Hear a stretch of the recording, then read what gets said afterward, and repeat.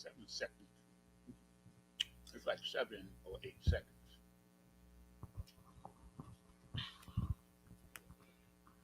Yeah, they coming in. Hey, a shalom to Israel. Yahweh Hashem, Yahweh Shai Barakatham to all my brothers. Yahweh Shema Alathun to all my sisters. We are the ISUPK, the Israelite School of Universal Practical Knowledge, started out of 1 West, 125th Street, Harlem, New York, presently under Commandant General Yohana. And since 1969, the ISUPK has been teaching the truth of the Bible. That so-called blacks, so-called Hispanics, and so-called First Nation or Native Indian people are the true Israelites, the true Jews, God's chosen people, the future rulers of the planet Earth. That's right. And we teach this in class throughout the world. You understand? Literally, I believe we're in 16 countries right now. No, we got a brother in South Africa right now. So, you understand what I'm saying? This truth has to be preached. You understand? Throughout the or taught. I don't like that word preach. Throughout the world. You understand? ISUPK is the home of the truth, meaning that if you're not in ISUPK, then you're really not in the truth. That's right. You're in the kind of a truth that you made up. You understand? ISUPK is not affiliated with any other Hebrew Israelite group, sect, religion. ISUPK stands on its own merit. I'm Officer of 1,000 Yanazar here in Durham, North Carolina. I'll be teaching the class tonight. And there's a lot going on in the world today. A real lot. A whole lot of things is going on. And so we, in ISUPK, we're taught to be prepared for what's coming. That's the advantage that we have, because remember, in Romans 3, it says, what advantage has it, the Jew? And then it says in almost every way, because unto them, you understand, was committed the oracles of God. The word of God was given to us. That's our advantage. We know what's coming. And we know that the Most High, he doesn't do anything, but he reveals his secrets unto his servants, the prophets. That's right. Understand? So we up on the game. We ahead of the game compared to the rest of the world, because we have a leader, a righteous leader named Commander General Yohana. Understand what I'm saying? And it's a pleasure and an honor to serve under a man like him. You understand? Who does what is right always. That's right. You understand? Like, dictators don't seek counsel from the men under them, but Commander General does. It's like a Commander General Yohana does. You understand? He asks the generals things. You understand?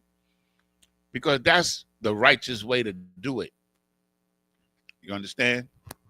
Okay. I'm not going to get any specifics right now, because there's so much going on in the world. Donald Trump is showing exactly who he is. And in my personal opinion, I think Donald Trump is like Esau reincarnated. Like he has no integrity. You know, he lies. Every time he opens his mouth, he's lying. You understand what I'm saying? So I think he's really Esau. You know, he's a you know, if you watch him and see the things that he's saying, that he's a wicked man. So let's see who we got in the building. We got Sister Sapayar in the building, 1 West Princess. We have Sister Tia. We have Sister Daija.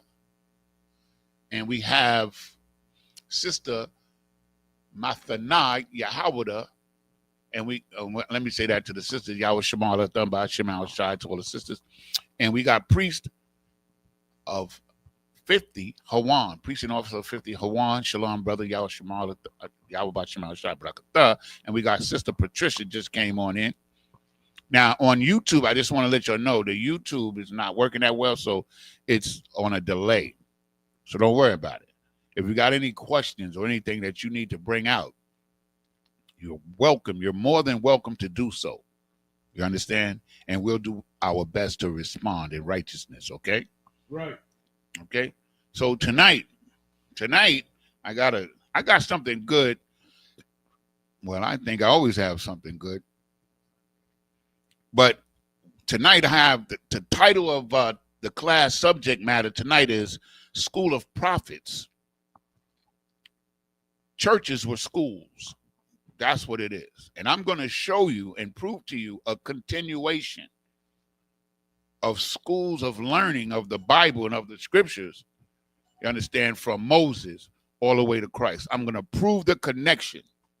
And I'm going to show you when and where these schools began and why. You understand? To understand that what we're doing, even though we're in the age of technology, you understand? Even though we're in a new captivity, it's what we're doing in the Isupk Durham, the Commanding General Yohana, is exactly the same thing that they were doing under Moses, under Isaiah, under Christ. You understand? And we're going to offer you proof through the scriptures. You understand? But in order for us to understand exactly what we're teaching here tonight, we're going to give you definitions of certain words, and certain words you might know the definitions of, but some people might not. Understand? Good to see you, young man. Good to see you. You understand? So we're going to get into that in just a moment. But I just want to remind all the people within earshot. Shalom, sis. Yahweh Shema Shai. Like when they started targeting the Hispanics, targeting the Hispanics, you know, we knew that we were next. And we talked about it. Commanding General Yohana talked about it. General Hyman talked about it. Captain Tazariak, Captain Mashak, all of these brothers talked about it because we know what's coming down the pipe. You understand? So we just want to let you know that you have to be prepared for what's coming down the pipe. Because, like, the whole situation where they're taking over the D.C. Police Department is like a dry run. And he admitted today, if anybody was watching, he admitted today that he's going into other cities. And he mentioned New York, he mentioned Chicago, he mentioned Los Angeles. He said that today. And he says, and he mentioned today that he doesn't have to, if there's a state of emergency, he doesn't have to go through Congress. Under normal circumstances and normal operational functions, he would have to go through Congress in order to deploy the National Guard for more than 30 days. But he said today that if there's a national emergency, he doesn't have to go through Congress. So, of course, he's going to determine what a national emergency is. Like, even though the statistics, this is the irony and the hypocrisy of the whole situation. He kicked out the woman that was keeping the stats for unemployment and job creation. You understand? And now he's saying that the statistics of crime going down in Baltimore and D.C.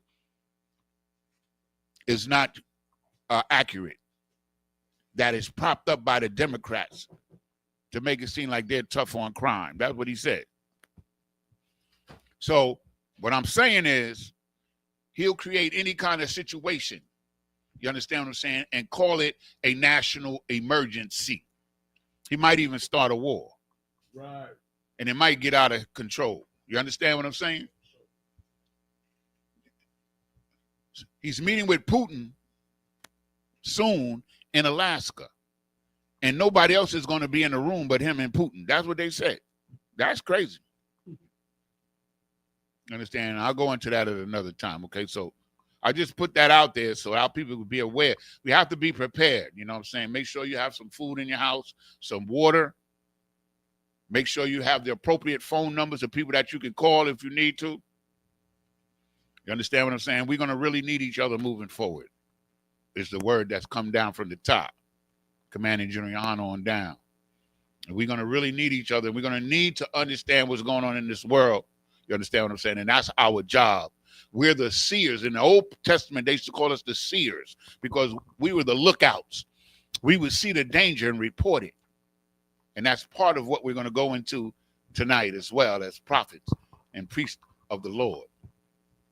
You understand? We're the seers. We have to see everything. And everybody out there who attends these classes and listens and learns, you're going to see the same things. And so when the priests come on these classes and talk about these things, you're going to already have an awareness of the goings on. You understand what I'm saying? That's the whole purpose, because we have to be on one page. We have to be on the same page, man. And we have to be aware of what time it is, man. You understand? We have to. Okay, with that being said, if you have a Zondervan Bible dictionary, right? So what I want to do is, like, before I go in, what I want to do is I want to give you definitions of certain words that's pertinent to the class tonight. You understand? Pertinent, important to what I'm teaching tonight. You have to understand these words, because these words play a big part in the deception that is called Christianity and Islam. You understand? And the first word that I want the brother to break down for me, remember, tonight is we're going to teach you the schools of prophets, meaning that there's always been schools or, places where people learned the scriptures and then taught the people. And I'm going to show you it from Moses to Christ. I'm going to show it to you. It's right in the scriptures. You understand what I'm saying? It's undeniable. Give me on page 133 the definition, Salakia, of disciple. Disciple.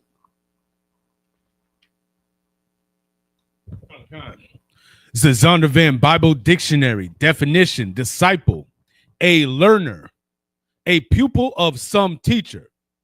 The word implies the acceptance in mind and life of the views and practices of the teacher. That's enough. Okay. I just want to establish that you know that the word disciple is a student, man. So when Christ called them disciples, they were his students. They were studying under him in class. And how do we know this? Well, I'm going to say this right now, but I'm going to give you further proof as we move along. It's when Christ's mother and his brother came to see him. And the brother said, yo, Christ, your mom and your brothers outside, they want to talk to you. What did Christ do? He turned and he pointed to the people in the class. And he said, these are I'm paraphrasing, these are my mother and my brother and my sister right here, these people in this school. That's what he said. You understand? And that's how it is. Like, I'm way closer and spend way more time. I don't spend no time with nobody in my biological family at all. I talk to one of my sisters and I talk to one of my sons every now and again. Because you're my family, man. That's it. Because what Christ taught us is the truth. Anybody that's serving the Lord in the school now, because that's what Christ said, and he was talking about the people in the school, right? Is our family. That's it. We eat together, we drink together, we learn together, we go to camp together, we do functions together, and that's what we do. That's right. What family do, isn't that what family does? That's what family does, right? And I just want to big up everybody. We really had a really good event at the cookout. Damn right. You understand? Or the food and clothing drive, which was really it was really a good turnout, man. We went and got book bags. We didn't expect to have that. But myself and my Shaw, we was going to the supermarket and we saw it. We told everybody, go get some free books back. We got 5 of them and the other brothers got some more. You understand? So anyway, with that being said, a disciple is a student, right? So the next word that we're going to look up is an apostle, because an apostle is a prophet. See, an apostle, the word apostle simply is a Greek word. But if you read and understand what apostle is, it's the same job as a prophet. And then there's 2 scriptures that tells you that the prophet is an apostle. I'm not giving out that. That's for another class. That's another class. Okay. You understand? That I'm preparing for y'all. You understand? So give me apostle. Page 48, I believe it is. Come on. Zondervan Bible Dictionary definition, apostle. One sent forth, a messenger. One chosen and sent with a special commission as the fully authorized representative of the sender. That's it. You understand? That's the same. If you look up the word prophet, it's the same thing. It's the same thing. So don't get confused like Christians.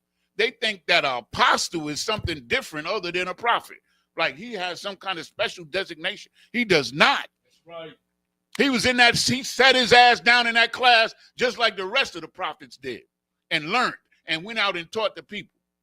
Only today we got technology. They didn't. And I'm going to prove what I'm saying moving forward. So all of these words, I want you to understand these words when I present you the evidence in the scriptures of schools of prophets. You understand? That started during the time of Moses all the way up to Christ. And one particular school lasted through the whole thing, even though it was corrupted. And that school is named, and we're going to give it to you. So now, the next word, prophet, page 476. Give me that one. I'm going to show you that a prophet and an apostle has the same job. But Christians, I don't know what they really believe an apostle is, but they believe he's something other than a prophet. He is not. He is not. He was. Listen to the words, disciples. They were disciples first. Then they went out to teach. Once they went out to teach, they were prophets. You understand? They was teaching the doctrine that their teacher taught them, and their teacher was Yahweh Shai Mashiach, Jesus Christ. And they went out and taught. So with some people, when they see the word prophet, they think that, oh, the Most High spoke to everybody. All the prophets, the Most High sent them a direct message. No. There were schools of prophets. And we're going to get into it tonight, and we're going to prove it beyond any reasonable doubt. You got that? Come on with it. Come on. Zondervan's Bible Dictionary definition, prophets, a spokesman for God. Old Testament prophets were not interpreters of God's will. They uttered the actual words which God gave them. Two aspects to their work, forthtelling and foretelling. You understand? Foretelling and foretelling. That's prophecy that they got the word of God. Now, the only problem there is that some people might infer that God spoke to each individual prophet directly, and that is not the case at all. And we're going to prove it. That's the point. You understand? That's it on that. The next word, I don't even think sons. Understand? Because we're going to see the word sons of prophets a lot. And I went to the man, you understand, Captain Nyathak, and I got the breakdown on the word sons of prophets. Like in the school, we're all sons of prophets, all of us. I'm a son of the prophets. Like Commander General Yohana is our spiritual father. So that's what it means. And I'm going to show you that moving forward. Read. Son from the Zondervan Bible Dictionary. Member of a guild or profession. You see that? It did. The first definition didn't say the son of a man or the offspring of a man. Read it again. Member of a guild or profession. Understand? We're professionals in here because we got to do a lot of training before you get out here and teach anybody anything. We're a guild.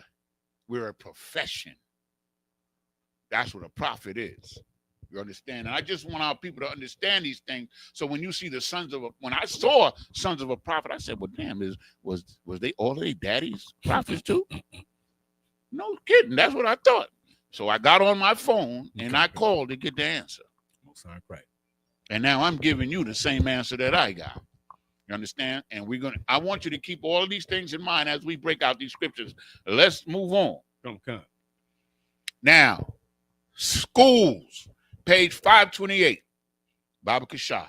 We got this and one more, then we're going to get into these scriptures. I know I'm going to be moving quick, but I want you to understand these words because, like, Christianity has taught us a different perspective on things that allows us to remain ignorant. Right. And the Isupk Durham, the Commander General Yohana, ignorance is not acceptable. Damn right. It's not. You understand? When Christ wanted people to know, he made sure they knew. And if he didn't want them to know, they didn't know. Mm-hmm. That's why he spoke to them in parables. Mm-hmm. But we don't speak to you in parables because that's not our job. Christ knew what he was doing. And we don't get to teach until we know what the hell we doing. That's right. You understand? What you doing, brother? Come. Zondervan Bible Dictionary definition, school. Samuel instituted a school of the prophets. Say that again. Samuel instituted a school of the prophets. Samuel instituted a school for prophets. Mm-hmm. That's the first definition. That's important because Samuel went to school himself. That's right. And I'm going to show you. You understand? Samuel, and I'm going to show you. Solomon, not Solomon, Salakia. Samuel, Samson, John the Baptist, all went to the same school of prophets. And I'm going to prove it. Most correct. You understand? So now, let's go to, meaning there's a continuation of these schools. That's right. Up until a certain point. Then when Christ came, he had to establish a new school that taught the same doctrine because the school had been corrupted. And I'm going to show you that too. You understand? That's what it's all about. It's to us to understand the importance of the ISUPK. Like, some people think we some fly-by-night dudes that just read the Bible and come in here and think we know something. But we're actually a continuation of the school started by Jesus Christ, set up by Paul. We're a continuation. You understand what I'm saying? Just like they were a continuation of the schools that was set up by Moses, that was reestablished by the prophet Samuel. We're going to go through the whole thing. You understand? We got one more word, and this is the word that I really need us to understand. Church. I love the church. The Church of Jesus Christ. So let's see what the word church really means. Let's see what it really means. You understand? Because these things that they call churches today are not churches at all. It's game, man. Mm. It's game. That's all it is. They set it up. You know, remember when I was reading out of the book about the Council of Nicaea, they said when they discovered that they could make money off of the church, that's when they changed the doctrine. That's when they started pimping you, our people.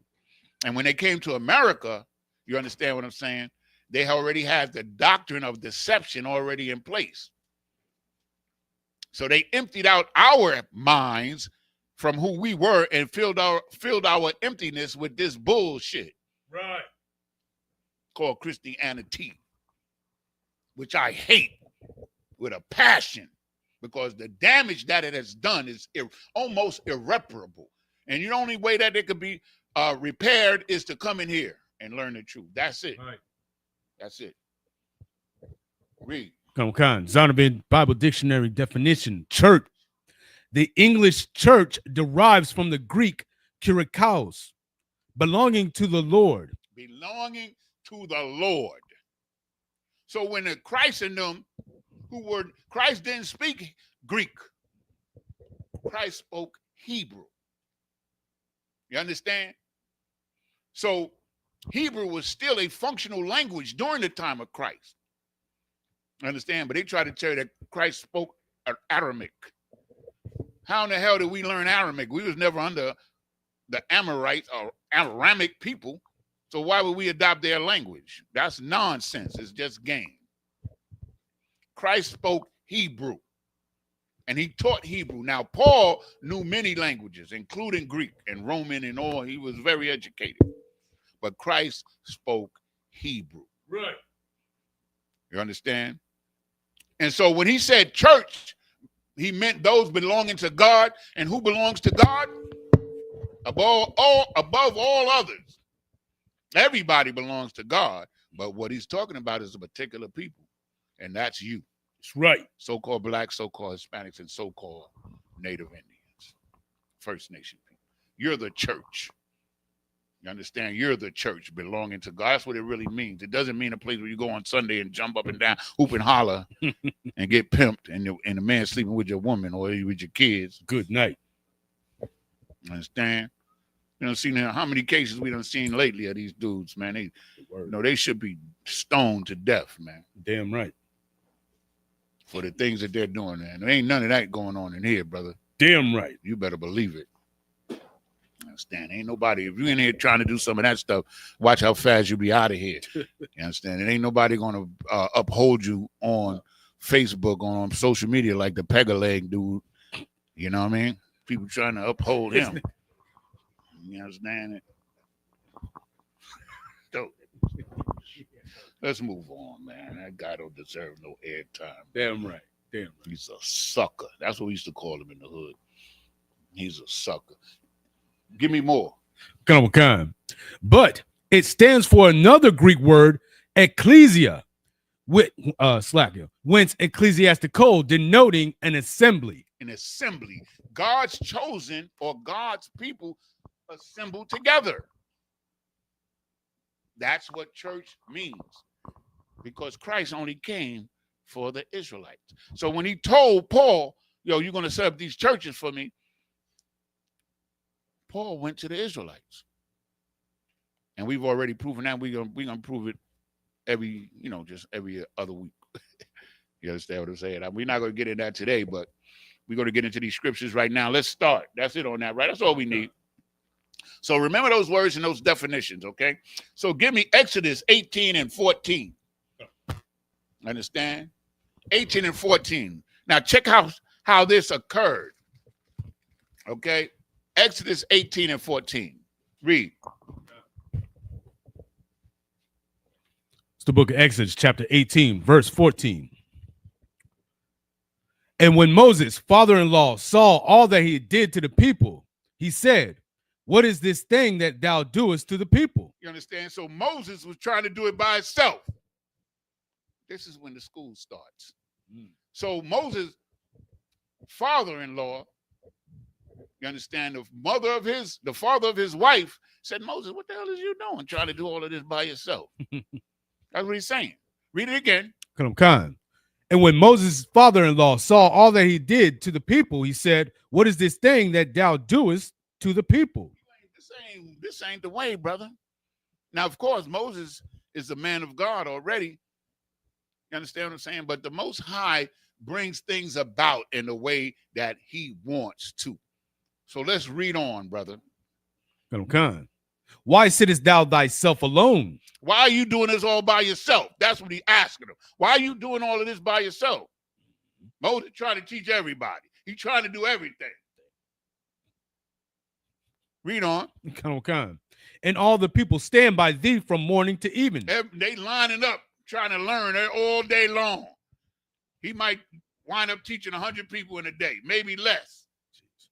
They lining up to get the knowledge. You understand? You get where I'm going. I know you're getting it. Read. Verse 15. And Moses said unto his father-in-law, "Because the people come unto me to inquire of the Most High." Understand? Meaning they coming to me to learn. I ain't got nobody else. That's right. I'm the one with the knowledge, so they coming to me. That's what Moses is saying, right? Read on. Verse 16. When they have a matter, they come unto me, and I judge between one and another, and I do make them know the statutes of God and his laws. He teaches them. He gives them judgment on a matter, and he teaches them. For one man, this is a lot of work. They wearing Moses' ass out. That's why the father-in-law is standing up for Moses, because this is a man with incredible zeal, and he's trying to do the word of God, the will of God. But it's not meant for one man to do it. Damn right. It's meant for one man to be on top, though. God only deals with one man at a time. That's it. Never in the Bible does he deal with multiple men. There's always one man at the top. Read. Come. Verse 16. It's like it. Verse 17. And Moses' father-in-law said unto him, the thing that thou doest is not good. What you're doing is not cool. It's too much for you, and it's not working. You understand? You got damn near 6 million people you got to teach. Whew. It's going to take you the whole lifetime, time 3, to teach half of them the way you going. You understand? That's what's going on. Yo, this is the way you doing this, man. It ain't working. Yeah. Read on. Come. Verse 18. That will surely wear away. You get worn out. Wear away. That's what that means. You're going to get worn out, brother. You better come up with a new solution to this problem, because you got to teach the whole nation of Israel. So the Most High just sitting there chilling, because he knows what's about to happen. He already put it in motion, man. Read on. Come. Both thou and this people that is with thee, for this thing is too heavy for thee. Thou art not able to perform it thyself alone. You understand? You can't teach all of these people. Imagine anybody, I don't care. Even Christ had disciples and people that taught, that he would send out to teach. This is the whole point. The evolution of the schools is inevitable. You can't get around it. Damn right. You can't.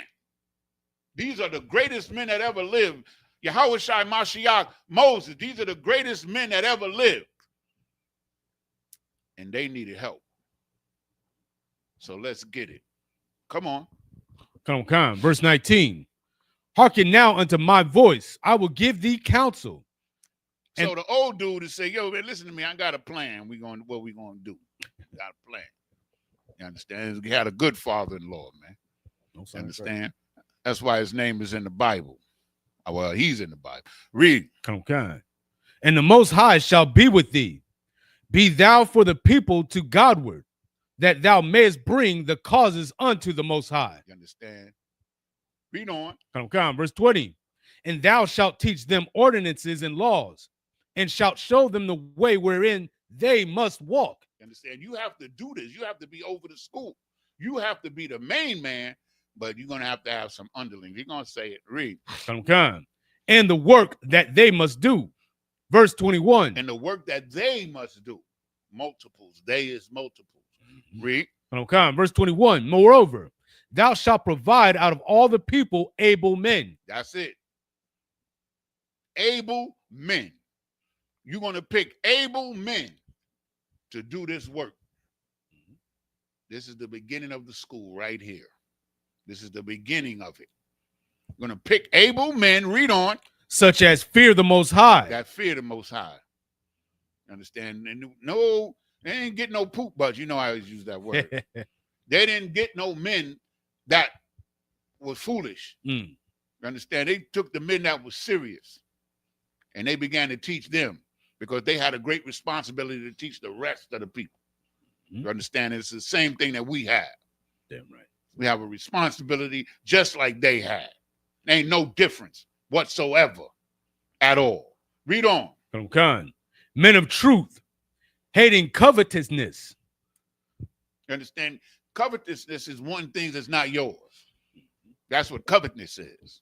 You want something, you see something, you see another man's wife, you want her. Right. You see another man's car, you want his car. You already got a car. Understand? That's covetousness. He said, no, that's wicked. You understand what I'm saying? So the Most High made sure, you understand what I'm saying, that these things are not allowed at all. You understand what I'm saying? That's why Christ was talking about. Damn right. The whole shebang. That's next week, y'all. But anyway. And place such over them to be rulers of thousands. This is the ranking system. You understand? Place over them, read it again. Come. And place such over them to be rulers of thousands and rulers of hundreds, rulers of 50s and rulers of 10s. Now, you tell me that ain't the ISUPK. Damn right. You tell me that ain't the ISUPK. It's the exact same structure. It's the same teaching. It's the same thing. All the way up to Christ. I'm going to show you. But some of y'all think when Christ came on and said, oh, this is the New Testament. This is different. It's for everybody now. That's what they want you to believe. But we're going to prove to you that is not the case at all. That the same people that Moses was teaching is the same people that Christ was teaching. It's right. The same people that Christ was teaching was the same people that Paul was teaching. Because Paul got his instruction from Christ, Yahushua Mashiach. And so did the disciples. I saw this cat, he told Captain Dezariak, I think it was yesterday, he said, all the disciples weren't Israelites. I started laughing. I turned off the show. Yeah, come on now. I turned it off. I didn't want to hear that nonsense. That means this dude is just stupid as hell. He's just straight ignorant. He was telling Captain Dezariak he know the Bible, and I know this Bible. Did you see it? No, was that the latest one? I think it was yesterday. Okay, come on. When his hair is out, he's going to get his hair braided. His hair is out in the fro, and he got on a black shirt with the red. That one. Okay, I'm gonna check that one. And then I think they did a 22-minute short of it today. Okay. Said all the disciples wasn't Israelites. I turned it off. And I said, man, I want to listen to this stuff. Like some stuff, man, I don't need to listen to, man. I don't need to listen to certain ignorant dudes, man. I ain't got time for that. So now, did we finish 21? That was in the 21. Okay, so now let's go to Deuteronomy 31 and 9. Deuteronomy 31 and 9. Okay.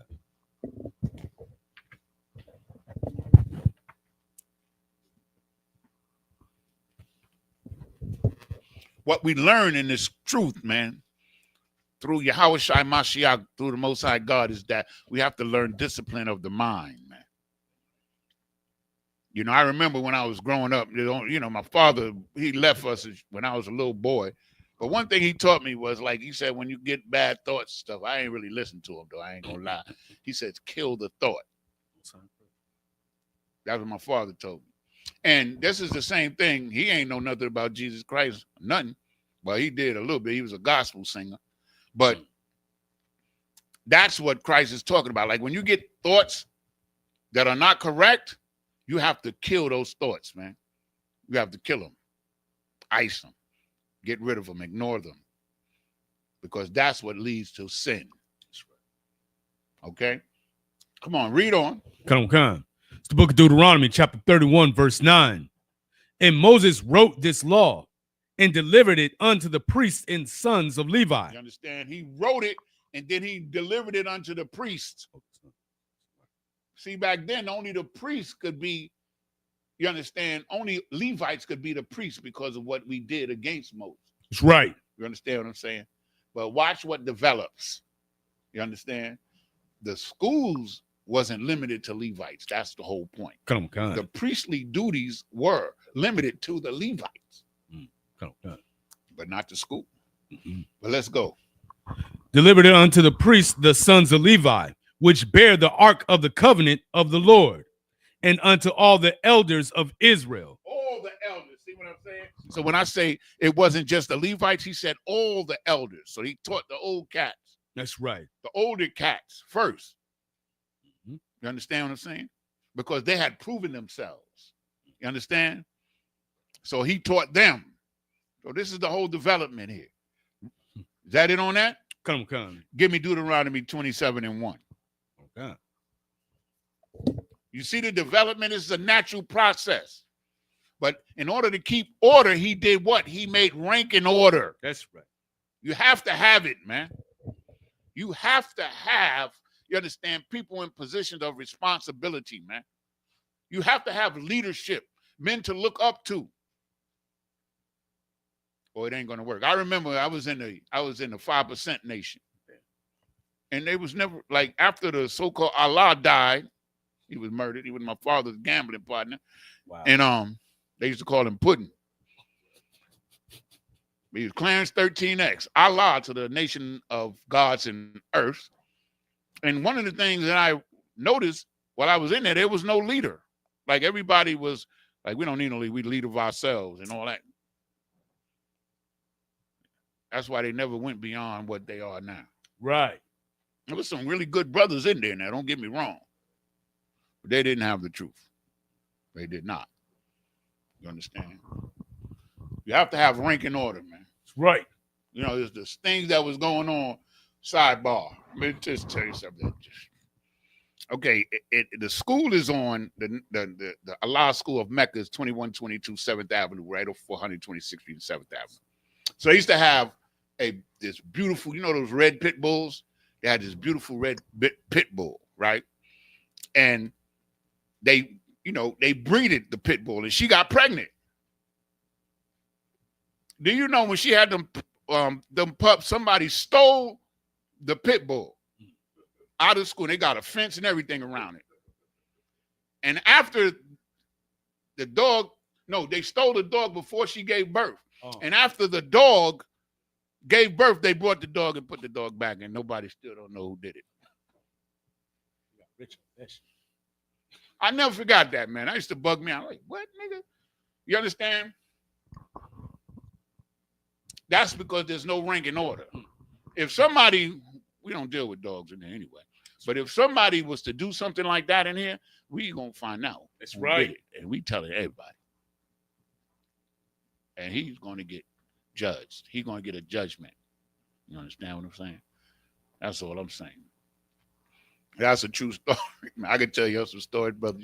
I'm telling you, man. I've seen some shit. But anyway, Deuteronomy 27:1. Yeah, 27:1. Give me that. Come on. It's the book of Deuteronomy, chapter 27, verse 1. And Moses, with the elders of Israel, commanded the people, saying, Moses with the elders of Israel. Now, this is much later. You understand? Remember, he wanted to teach the older men, right? So now here it is. They're there. Read. Commanded the people, saying, keep all the commandments which I command you this day. Okay, so the point of this one was to show you that at this point, Moses had taught the older men. And they were starting to teach our people, because a commandment is that we teach the people the law, statutes, and commandments. That's a commandment. It has to be done. That's law. So now, let's go to Numbers chapter 6, verses 1 through 5. So now we're going to get a name of a school, you understand, that I'm going to prove to you continued all the way up into the time of Christ. You understand? Give me Numbers chapter 6 and verse 1. Because when you start a school, right, when you start training people, then there becomes another level. You understand? So this particular school became like the university of the schools. You dig? And here it is. Let's go. The book of Numbers, chapter 6, verse 1. And the Lord spake unto Moses, saying, verse 2, speak unto the children of Israel, and say unto them, when either man or woman shall separate themselves to vow a vow of a Nazarite. See, there it is. When a man or a woman. So anybody think that those sisters wasn't in the school? You're a damn fool. That's right. How are you going to teach the man and not teach the woman and think they're going to be on the same page? How? Good point. Read that again. From the top, sir. Book of Numbers, chapter 6, verse 2. Speak unto the children of Israel and say unto them, when either man or woman shall separate themselves to vow a vow of a Nazarite. To vow a vow. So when you come in here and you become an officer, they pour that oil on your head and you take a vow. You understand? To teach and obey the law, statutes, and commandments. You understand? This is a Nazarite vow. You understand? And I'm going to show you that this continued for a long time. They were later on corrupted, but I'm going to show you. You understand? Read on. To separate themselves unto the Lord. To separate themselves. Now, like, okay, let me give you what the Nazarite vow is. You could be a Nazarite vow for your whole life, meaning that for your whole life you have to abstain from women. You understand? You have to abstain from alcohol. But you can take the Nazarite vow and serve under the Nazarite vow for 3 years. For 3 years, they usually did it when they were real young, like 20, 19, 18, like that. And for 3 years, you had to abstain from alcohol and women and just focus on the school. That's the Nazarite vow. And you would take an oath. And I'm going to prove to you that this continued all the way up to Samuel, all the way up to John the Baptist and Samson. Like, people think that Samson lost his power because the woman cut his hair. That's not why he lost his power. That's right. We're going to get it. Read. Verse 3. He shall separate himself from wine and strong drink, and shall drink no vinegar of wine or vinegar of strong drink. Now, I'm going to tell y'all, we didn't take the Nazarite vow. You did. But this is not the Nazarite school because we get some strong, you dig? Yeah. And we go home to our woman. Damn right. You understand? We don't do that. But everything else we do. You understand what I'm saying? Because that's what's required of us at this time. You understand what I'm saying? Read on. Neither shall he drink any liquor of grapes, nor eat moist grapes or dried. Verse 4. All the days of his separation shall he eat nothing that is made of the vine tree. You understand, man? He couldn't get drunk or nothing. Couldn't drink nothing with alcohol in it at all. Damn right. You understand? Read on. You can't go in there and say, yo, I just ate some raisins, man. But nigga, I the motherfucker. You did.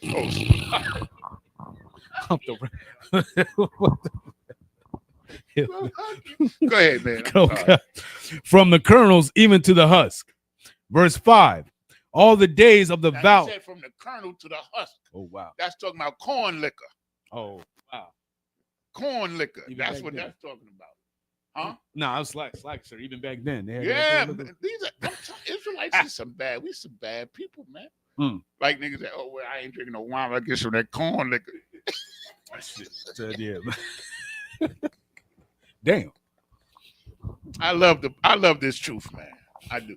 Come on, read some more. Come. Verse 5. All the days of the vow of his separation, there shall no razor come upon his head. So for that time, you couldn't get a haircut. That's what that means. Read on. Until the days be fulfilled. So the days that was fulfilled was really 3 years, but you could continue on for the rest of your life if you chose to. Like Paul, he never had a wife. You understand?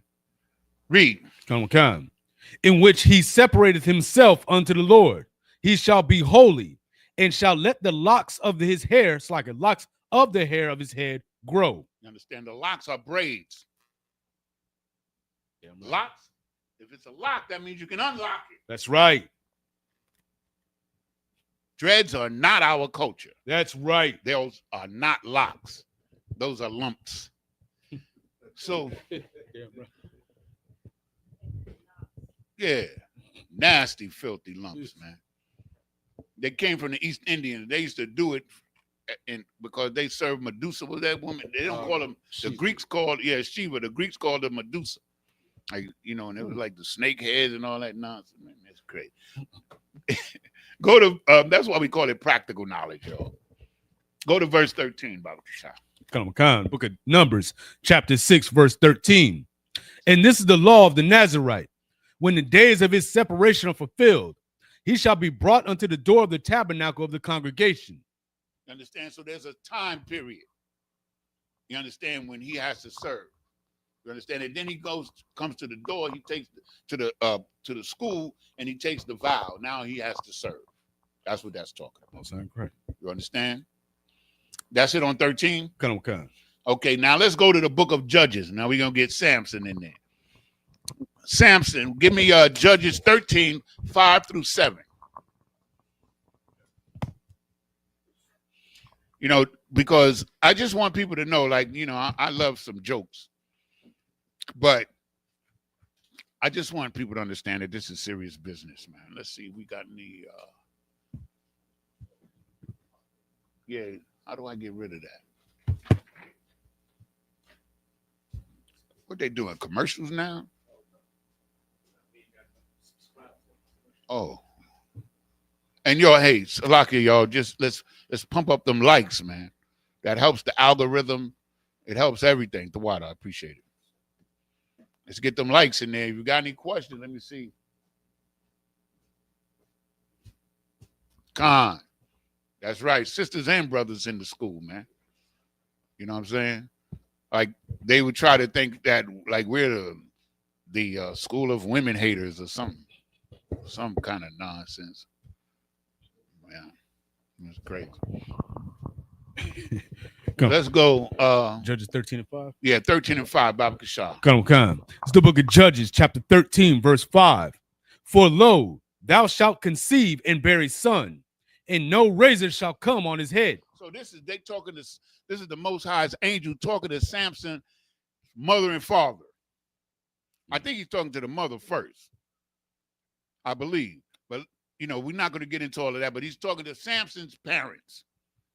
Samson, of course, is the strongest man physically that ever lived, that's ever recorded. He killed 1,000 men with a jawbone of an ass. That's a donkey.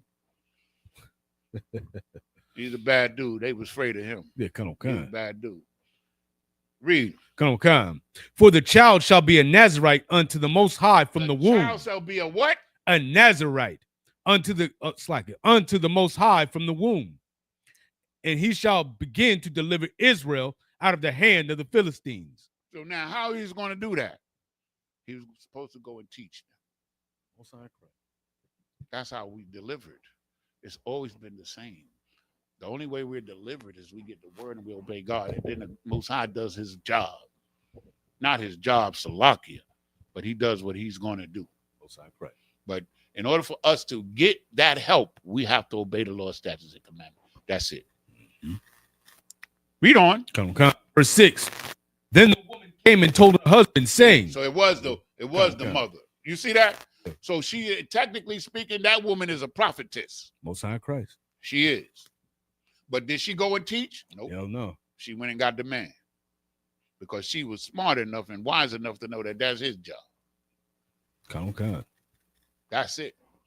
Read on. Come. The woman came and told her husband, saying, a man of the Most High came unto me, and his countenance was like the countenance of an angel of the Most High. Because it was an angel. That's right. And he came to the woman. You understand what I'm saying? So when people try to say that we separate the woman and the man is so far above the woman, that's baloney. It's not true. Sarah, you understand? That's Rachel. Right. You understand? Deborah, all of them. They got revelation, but they all were smart. They took it to the man. They stayed in their place. No sound right. She didn't go out there and try to overtalk Abraham. She called Abraham Lord. That's why she my favorite woman in the whole Bible, Sarah. I always say that because it's true. She was a bad girl, man. I'm telling you. Sarah was a bad girl. She was smart as hell. Most sound right. Okay, let's go. And his countenance was like the countenance of an angel of the Most High, very terrible. Yeah, I mean, he was one of them angels like who saw it? Ezekiel, was it Ezekiel saw the angels and fell down? Oh, yeah. I think it was Ezekiel. He saw them angels. He said they had 4 eyes and 4 faces and shit. And he bugged out. He fell down. Yeah. Everybody think them angels is cute little white babies with 8 wings and naked butts. Nah, some of them angels is terrifying. That's right. And this world is going to see them at one point. Right. Come on. Come. But I asked him not whence he was, neither told me his name. Verse 7. But he said unto me, behold, thou shalt conceive and bear a son, and now drink no wine nor strong drink. Now, I'm going to ask you a question. Isn't this the same thing that he told Mary? Isn't this the same thing that angel told Mary? You understand? What was the other sister he told? Rebecca. About Esau and Jacob. He didn't tell Isaac. Right. He told a woman. How come they not immaculately conceived?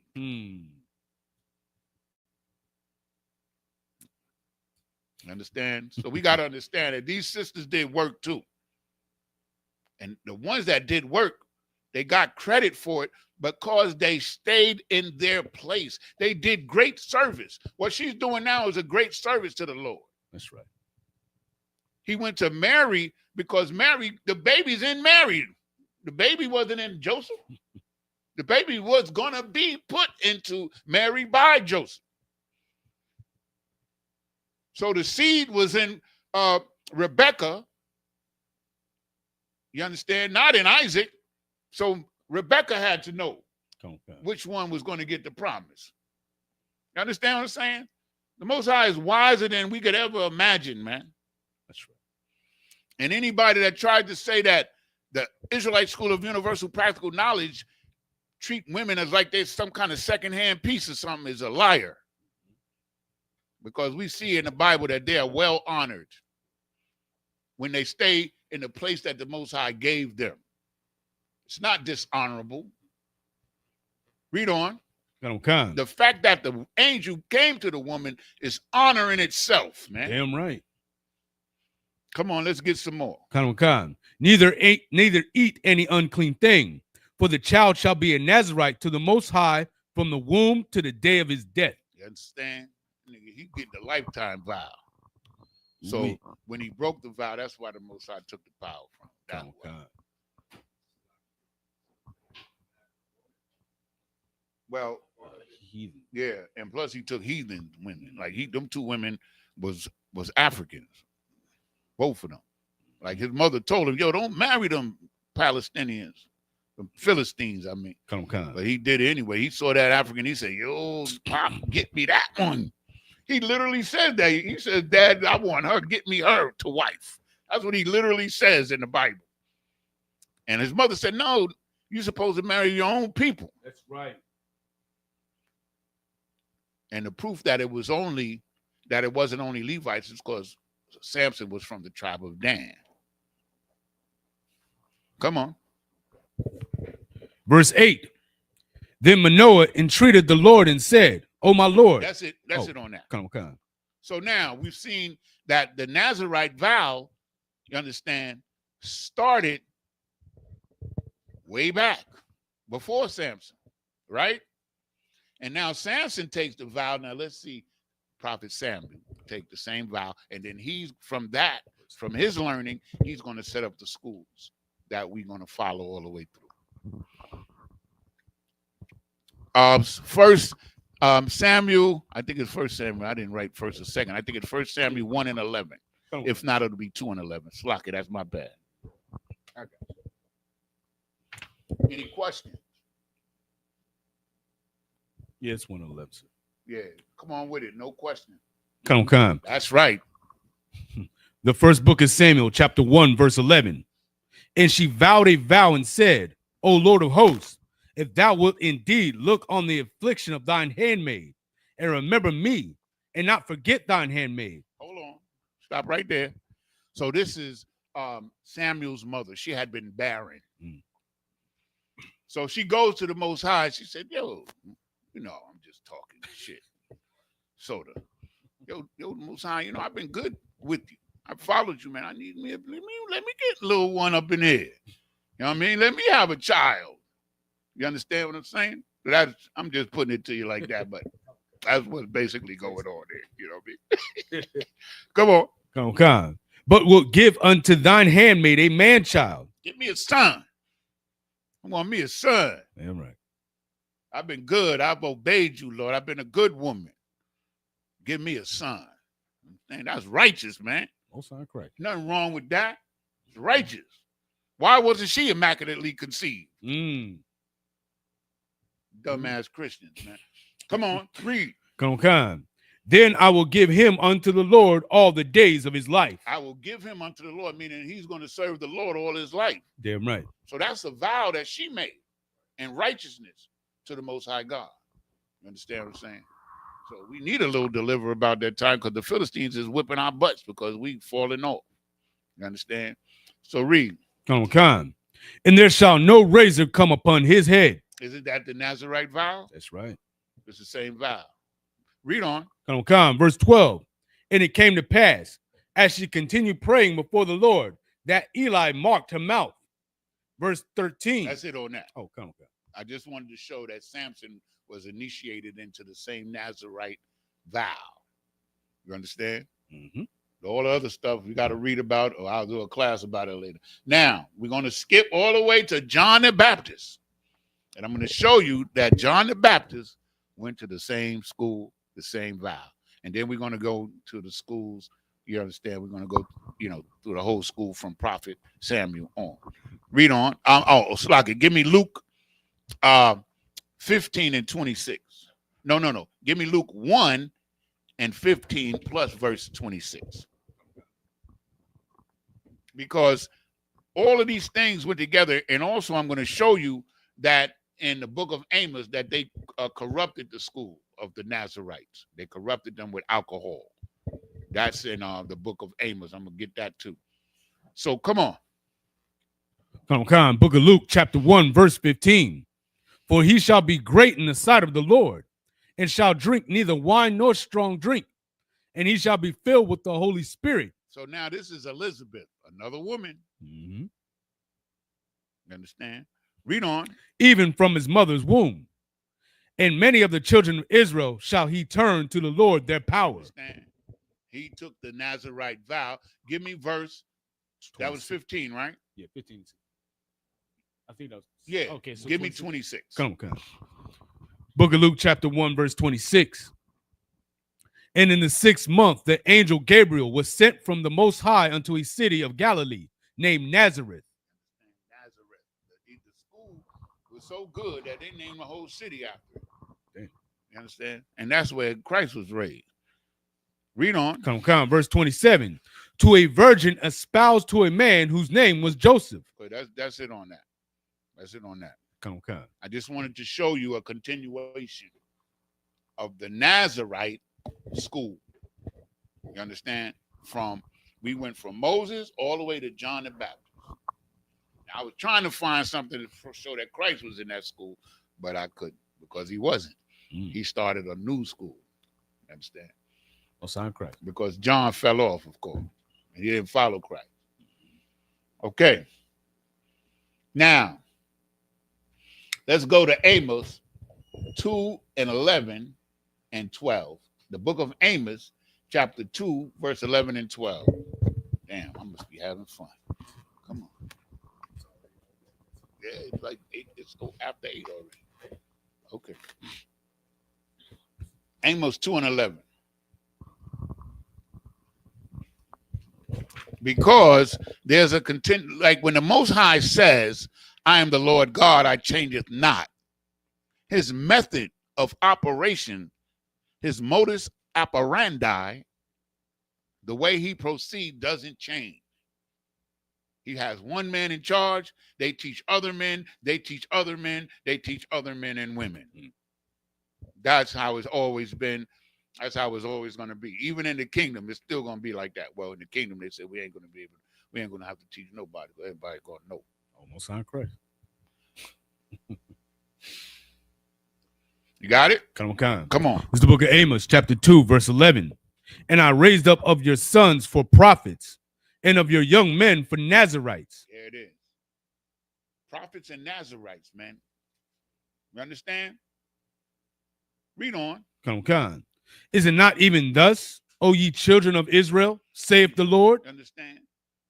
I raised up your sons. All the prophets are Israelites.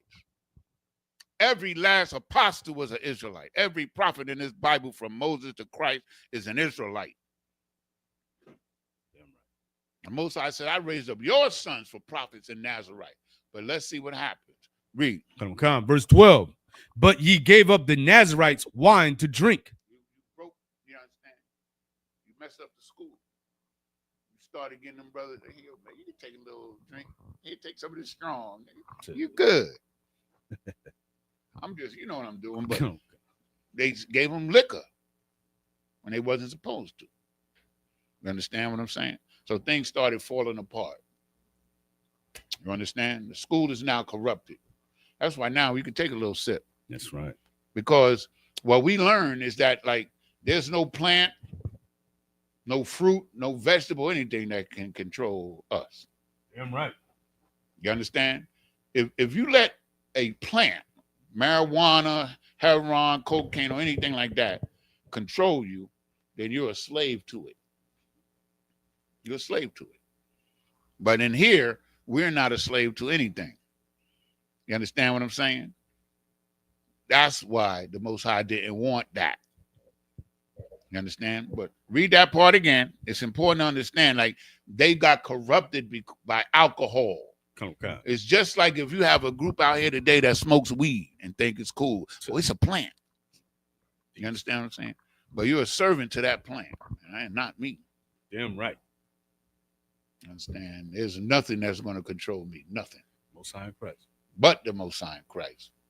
And the men above me in this school. Other than that, ain't nothing going to control me at all. And we should all be like that. Most High in Christ. Because that's what a man is. Come on. Read it again. Come. But ye gave the Nazarites wine to drink, and commanded the prophets, saying, prophesy not. You try to shut them down. First, you understand what's going on? First, you corrupt them, and then you try to shut them down because you corrupted them. Doesn't that sound familiar? Mm. You understand what I'm saying? This is the thing, man, that I try to understand and get people to understand. The Most High gave us the access to understand everything, man. Everything. So we have to understand everything that we can in the time that we're here. Understand, man, because this is what's going to make or break you. Come. You understand? But more than likely, it's going to make you. That's it on 12? Yeah, come. Okay. Give me, first, let's get Samuel now. Let's go to Samuel 10. 1 Samuel 10, and we're going to start at verse 10. 1 Samuel 10 and 10. It's important, y'all, because what I'm showing you is that what I've shown already is that from Moses to John the Baptist, there was at least one school, at least one. But we know that there were more than one. Mm. But that Nazarite vow was on another level, because remember, he says in Amos 2 and 12 that, in 2 and 11, that he made you prophets and Nazarites. Oh, God. You understand what I'm saying? So when I read that, I think that the Nazarite, like you got the school and then you had the University of Nazarite. It was like another level. You understand what I'm saying? But they broke that. So now in the Isupk Durham Commanding General Yohana, it's all combined into one. You understand what I'm saying? You got to put in that work. And you can have a little sip if you want. Damn right. It's all right. You understand? Because we know how to work through the spirit. We're not trying to satisfy our flesh. We're not. We're trying to satisfy our spirit. And when you satisfy the spirit, you satisfy the Most High in your doings, Most High, in your works, in our own filthiness. Because he said our righteousness is like a filthy rag to him. You understand? So we just got to keep it on the level that we're on. We're on this level, and he's somewhere way up there. Yeah, so now, come on, let's read. Come. The book of 1 Samuel, chapter 10, verse 10. And when they came thither to the hill, behold, a company of prophets met him. A company of prophets. A company is a few dudes. That's right. A company of prophets. So he met a company. Remember, he was a Nazarite, right? Samuel was a Nazarite, right? He learned under the Nazarite, so now he's expanding the school. Come. And I'm going to show you. Read on. Come. And the Spirit of the Most High came upon him, and he prophesied among them. That's right. He taught them. That's what we're doing right now. We're prophesying among you. That's what we're doing. We're reading the word of God among you. That's the same thing that Samuel did. Read it again. Come. Book of 1 Samuel, chapter 10, verse 10. And when he came thither to the hill, behold, a company of prophets met him, and the Spirit of the Most High came upon him, and he prophesied among them. So, like, they try to make prophesy seem like it's some kind of mysterious feat or some kind of magical words came out of their mouth straight from God. No. They had the scriptures, they went in them classrooms, and they got taught. That's prophesying. That's what we're doing right now. When he read those scriptures, he's prophesying. That's what he's doing. When they went into the when Ezekiel saw them dry bones in the valley, the Most High says, "Can these dry bones live?" And Ezekiel said, "You know, God."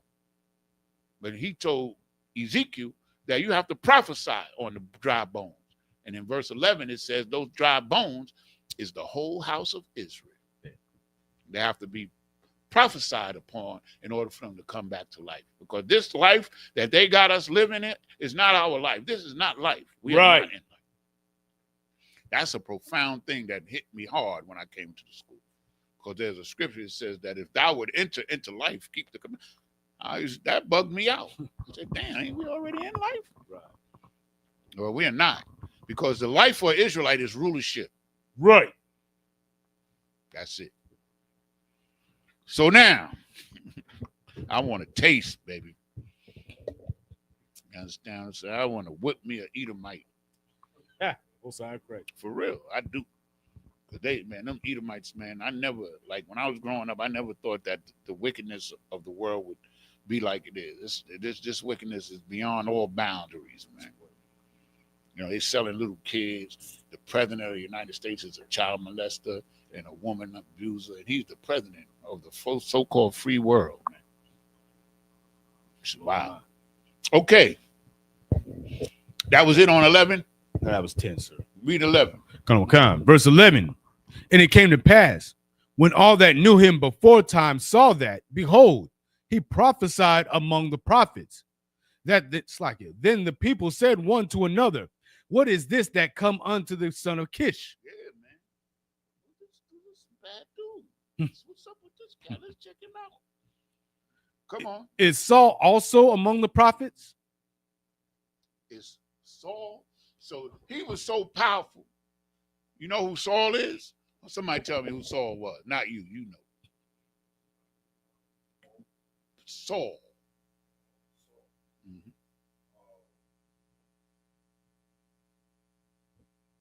Salaki. Saul was the first king of Israel. That's right. So this brother Samuel was the prophet, the lead prophet during the time of Saul. So he's so powerful and he's so bad. He's such a bad brother. They said, damn, is Saul a prophet too? You dig? Read it again, brother. Just that part. Come. What is this that come under the son of Kish? Is Saul also among the prophets? Understand it? Damn, is Saul a prophet too? Shit. Because technically, Saul was the king, but Samuel was really nearer to God than Saul. He was really the number one man. Because when Saul did what he did and needed to be checked, who checked him? Samuel checked him. He was the king. Samuel went in there and tore him a new one. You understand? So these are the kind of things that we come to understand. You understand what I'm saying? Because the prophet of God is number one man. Christ was a prophet.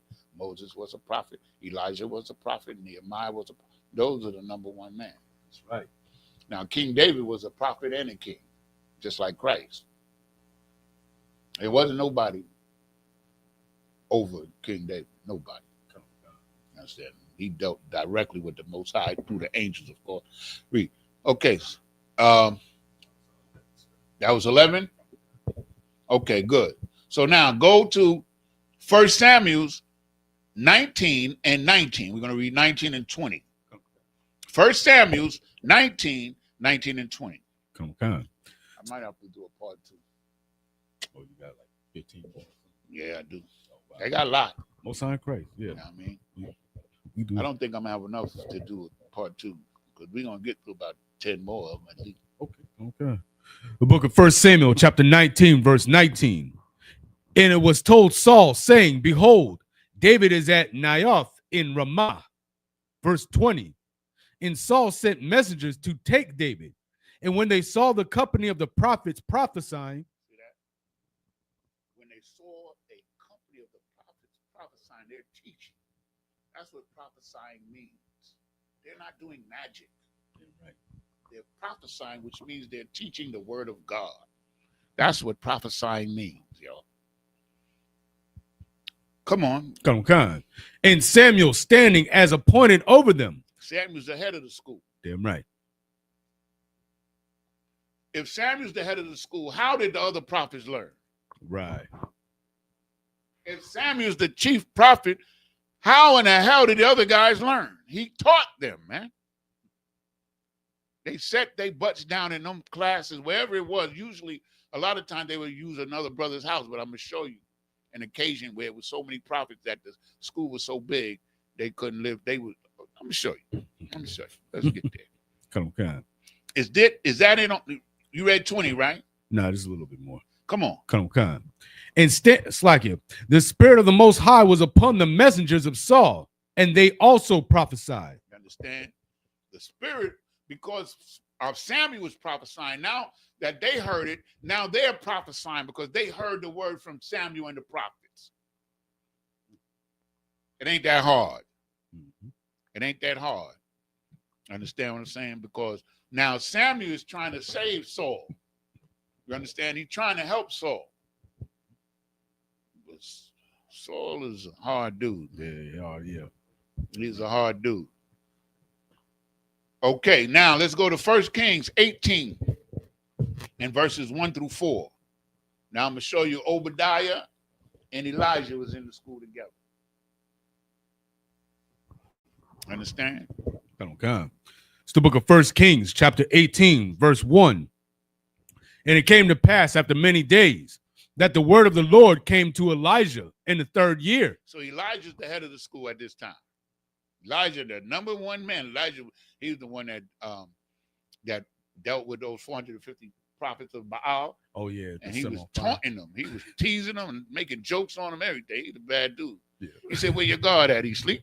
Maybe he took a nap. He was talking shit to him. That's exactly what he said. Most High Christ.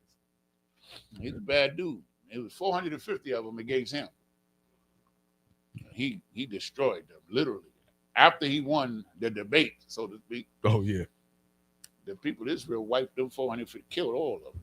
Most High Christ. Because they were liars, man.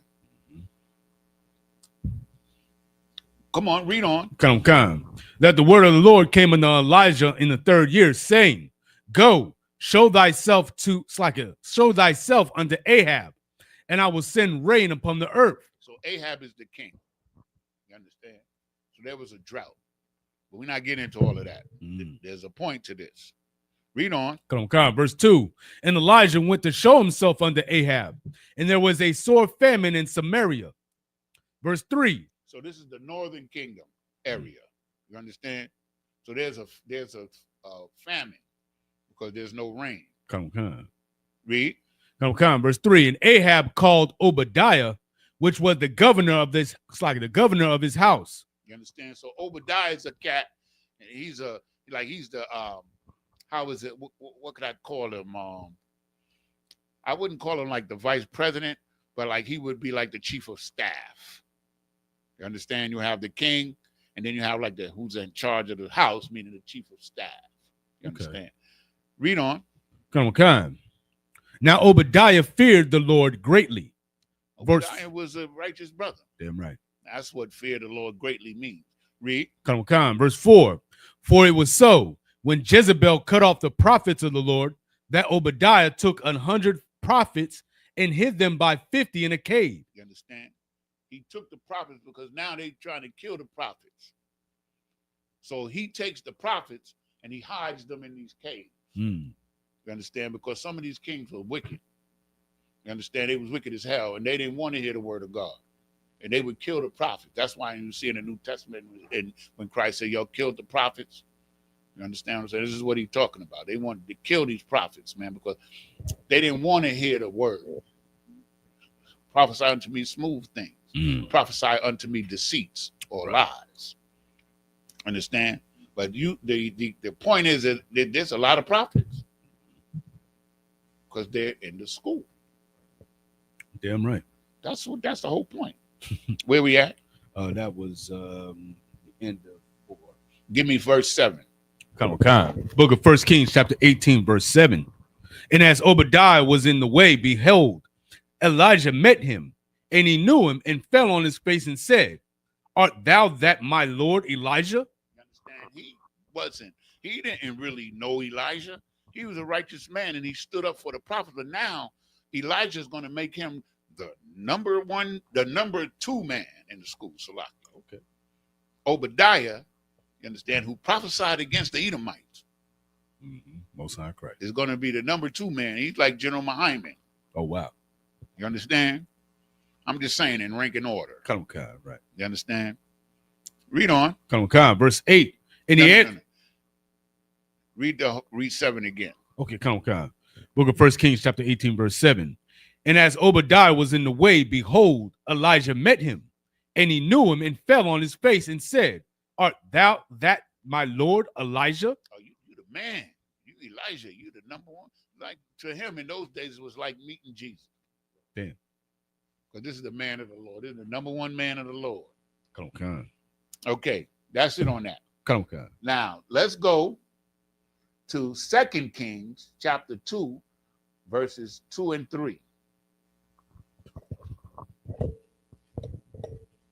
Okay. It's the book of 2 Kings, chapter 2, verse 2. And Elijah said unto Elisha. Now, Elisha is really the number two. Elisha is really the number 2 man. When Elijah leaves, Elisha is going to take over. It's like then Obadiah after Elisha. Yeah, Obadiah is in the school, but he might be in another, like, he might be like the 3rd man. Okay, come on, God. Or the 4th man. You understand? Because, you know, I got ahead of myself. Elisha is going to be the Elisha is going to be the number 1 man because Elijah is going to leave.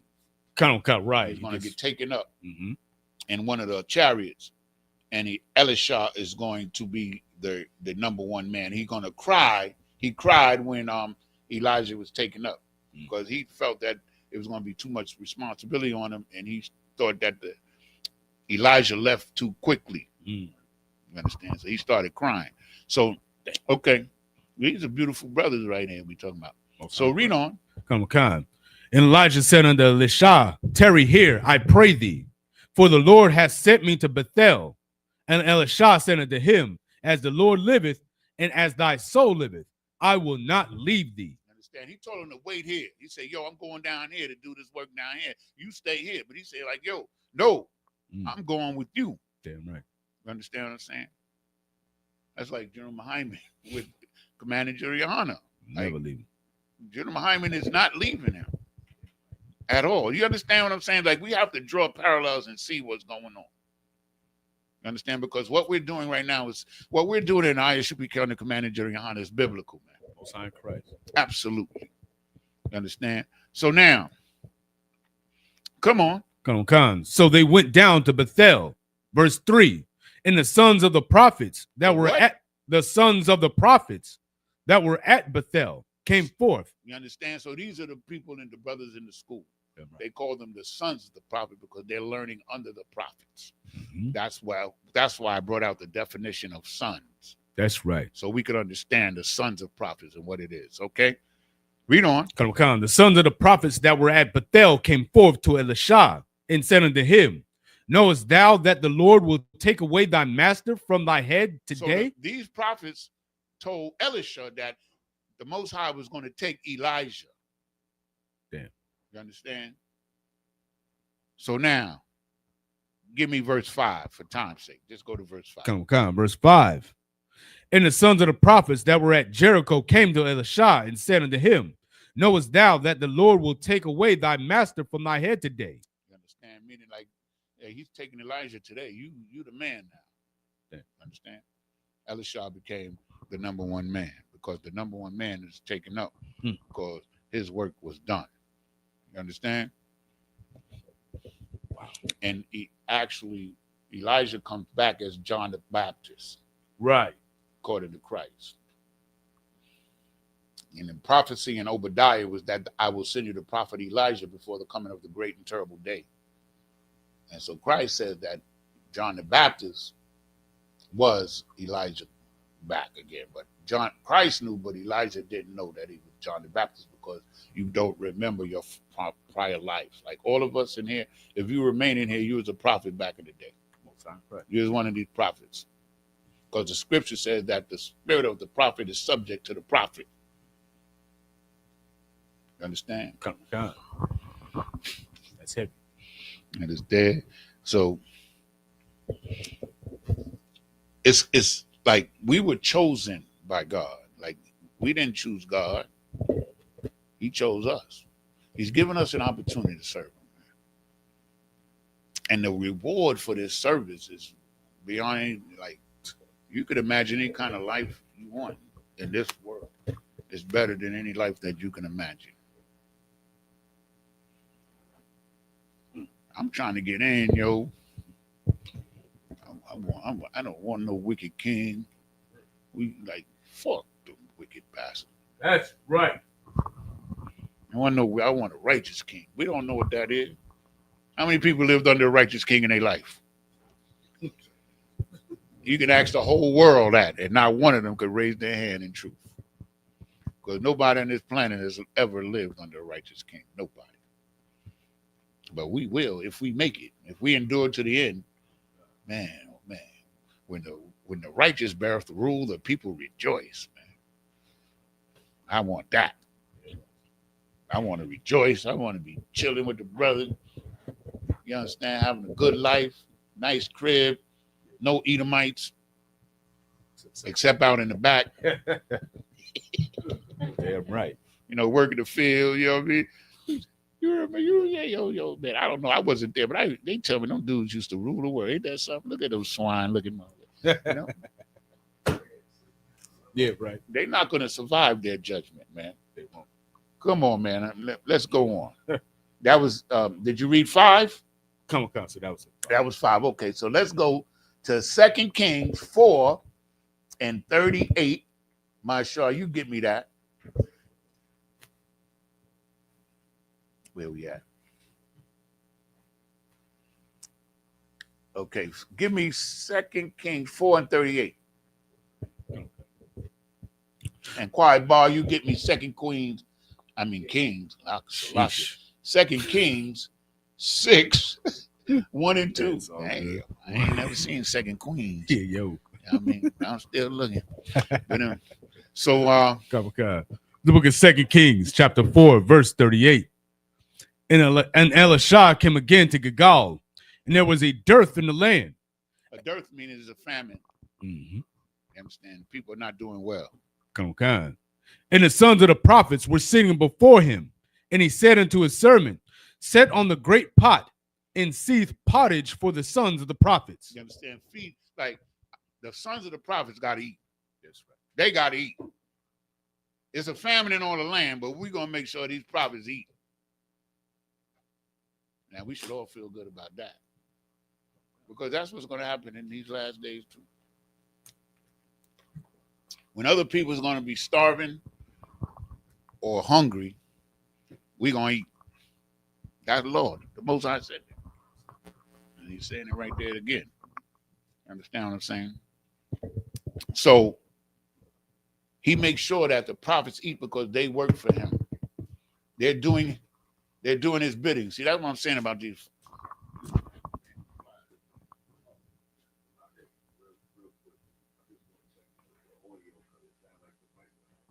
Testing 1 2. Can y'all hear me out there? Give me a 1 if y'all can hear me. Baba Kashah. Why should we settle for less than what the Most High offered us, man? Why? We you know, the water, Officer Juan, Sister Sapaya, the water. Like, why should we settle for less?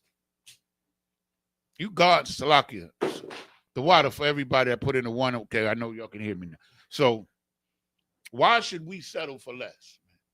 Aren't we tired of being number 2, number 3? Everybody over us. In our own hood, the other nations is over us, man.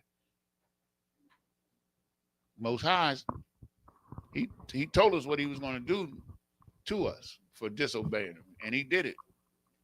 I don't know how much proof a nigga need. Goddamn. I don't know how much proof you need to understand that the Most High, he pronounced our punishment before we went against him. He told us before we went against him what he was going to do to us, and he did everything he said he was going to do to us. But then he said he was going to have a small little sanctuary that's going to come out of obscurity, that we could come in, that we could come back. You understand? Obscurity means from a place of unknown origin, out of nowhere. And that's where the Isupk came out of nowhere. They never saw us coming. We didn't see us coming. Hey, everything Tawab out there? Give me what you got. 2 Kings 6, 1 and 2. It's the book of 2 Kings, chapter 6, verse 1. And the sons of the prophets said to Elisha, behold now, the place where we dwell with thee is too straight for us. All of the prophets is living together in a place. Straight means it's too small. for them. Because there's so many brothers coming into school, they need a bigger place. And the sons of the prophets is why I gave you the definition of the sons. The definition that we needed was that these are the brothers in the school. That's all it is. You understand?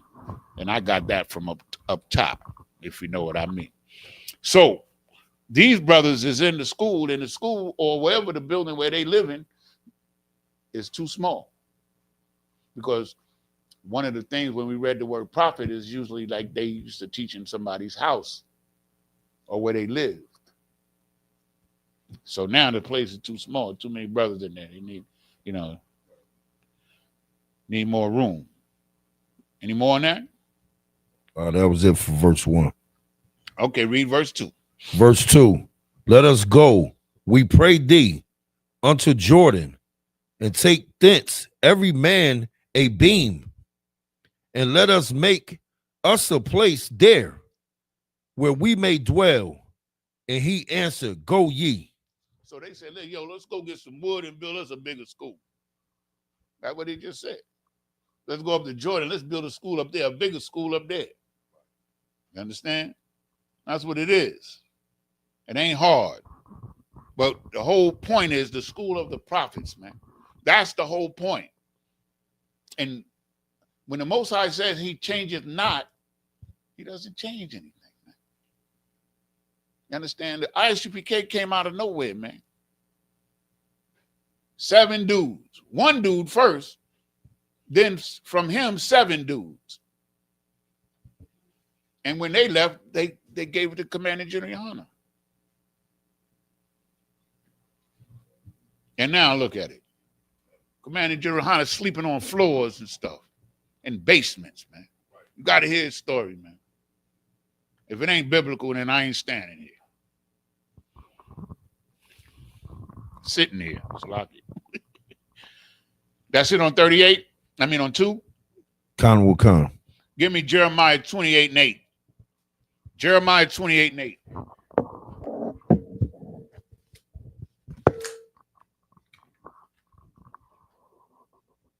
So you have in the world, you have false prophets.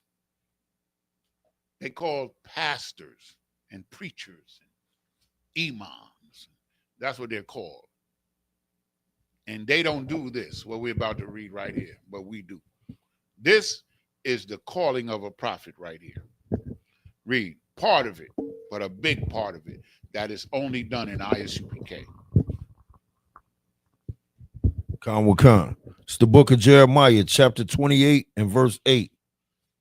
The prophets that had been before me and before thee of old prophesied, both against many countries and against great kingdoms of war and of evil and of pestilence. You understand?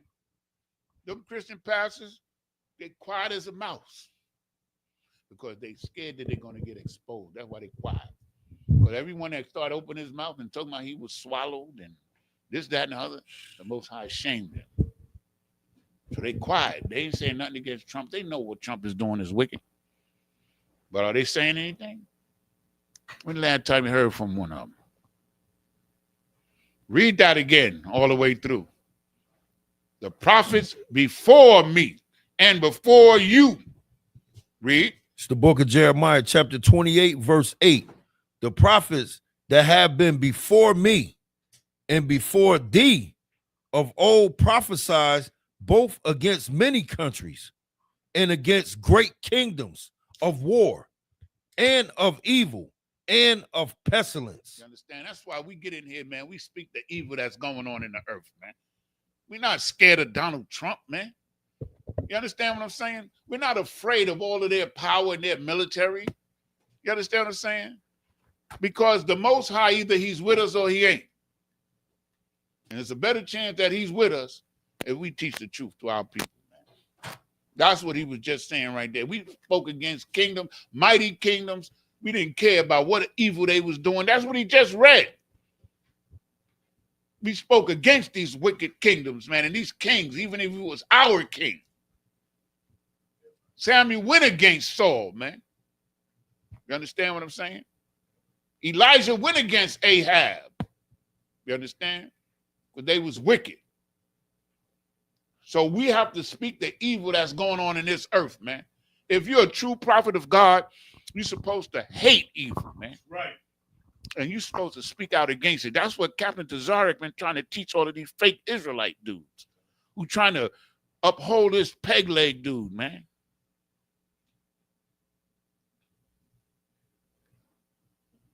I hate that dude, man. I hate him, man. Because of the destruction that you know how many people this dude destroyed, man, who believed in him and believed that he was a man of God. Now he's a Hoover? Trey Hoover Crip now. He said it out of his own mouth, right on. I got the tape. It's right on video. You know why?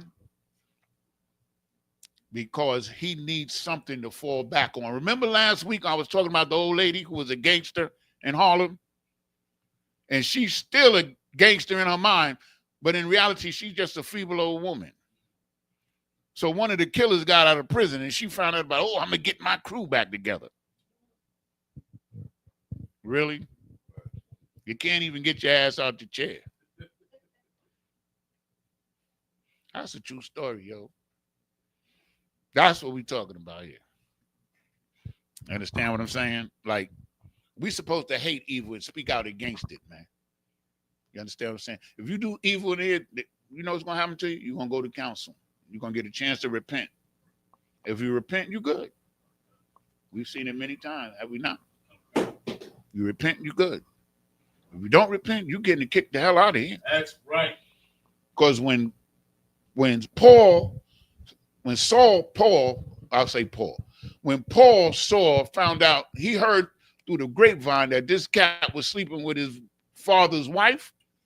Saul said, I don't have to come up there and get proof. I know it's true. My spirit told me that it was true. And he told it, yo, man, and y'all got to read this, man. He went on like 2 chapters chastising them, man, because they didn't kick that dude out of that school. He went off on it. He talking about a checking. They don't talk like we talk. So it sounds all polite and shit. But he was checking the shit out of them. Because Christ said that he wanted a church or a school without spot and without blemish. That meaning that don't tolerate that wicked stuff, man. That's right. So I'm glad I'm in here, man. I've seen it, man. We don't tolerate that, man. I've seen wicked niggas get kicked out. I've seen people that couldn't control their wickedness and they knew they had to leave and leave. There's one cat, I'm gonna talk about it. He hit the lotto or something. He got a big piece of money. He was my shamar for this very class. And he got that money, man. And me and this nigga was building together. He was from Philly. And my father from Philadelphia. That nigga got the money and nobody ever heard from him again. We was calling him up. He was supposed to show up. He was supposed to show up for Shamar. Like he was his job before he came. And he was supposed, I'm calling him. He never answered anybody's phone call. Nobody ever heard from him again. But we found out that he got that money. You understand what I'm saying? That's a wicked nigga. Right. If you would have knew him while he was in the school, he was like me and him. He was all in. He was an officer. He used to go to camp. That nigga got that money. He never came back. And then we came right back.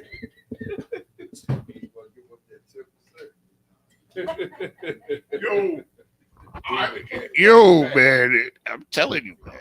And he had a great name, too. Because he was respected. He was tall, handsome dude, nice, deep voice, beautiful, gray beard. He was an Israelite. He was full of shit. Right.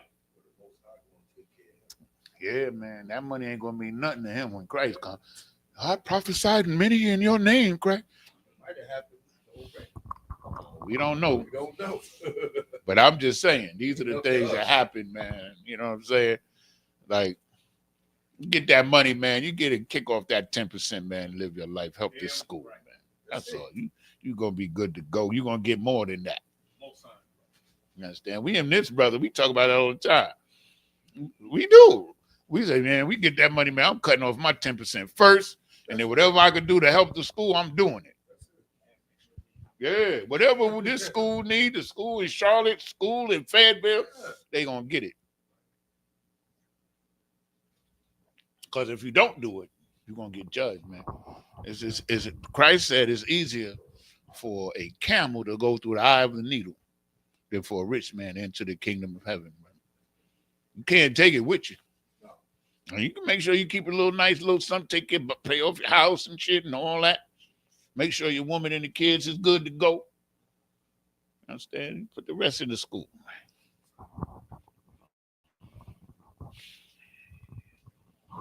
You understand? That's like you stay in here, you're gonna see some stuff, brother. You're gonna see. You know what I'm saying? And I be praying like I don't mess up. I don't want to be there. I'm out there back in the world and y'all talking about me. I'll be ashamed to death, man. I can't look at y'all, man. I'll be ashamed to death. I would be. I already know. The shame of it would kill me damn near. I'll be dead soon. Because I'll be going back to the shit that I was doing. I'll go back to my vomit. You understand what I'm saying? Nah, man, I like being clean. I like it. That's right. I like it. So now,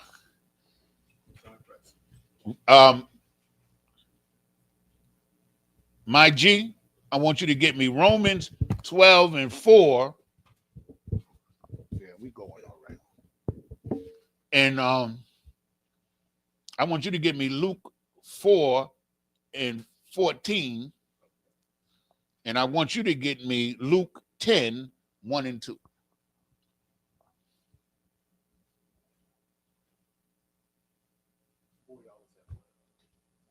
We read Jeremiah 28:8 when you was out. What was going on? Sorry, crap.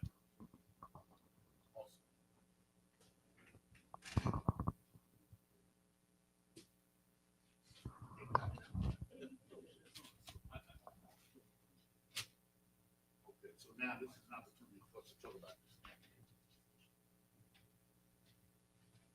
Oh yeah. Remember what we was talking about earlier?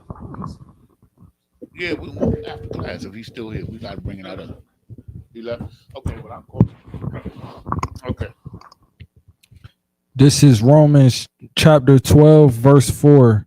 For as we have many members in one body, and all members have not the same office. Hold up, let's stop right there. We have many members in the one body. The one body is the school. That's right. There's many members. So when you're talking about a body has many members. You got toes, you understand? Fingers, you understand? Mouth, teeth, eyes, eyebrows, hair. Each one of these things is a member of your body. So we're all members of the school. You understand what I'm saying? So he's saying every member doesn't have the same office or the same responsibility. He's talking about rank and order. That's what he's talking about. You understand? Read on. So we being many are one body in Christ, and every one members one of other. Members, we're all part of the same thing. We're one. This body has to work just like your body works. If the system if there's an organ or a member in your body not functioning, then the body has to compensate to keep it in order. Understand? That's what he's talking about. Like in this school, like what I was just talking about, when that brother went out of order, somebody took his spot. And looking at him right there. He was my shamar. And now he's my shamar. And now he outranks that cat, and he's a way better officer than that cat ever was. That's my opinion.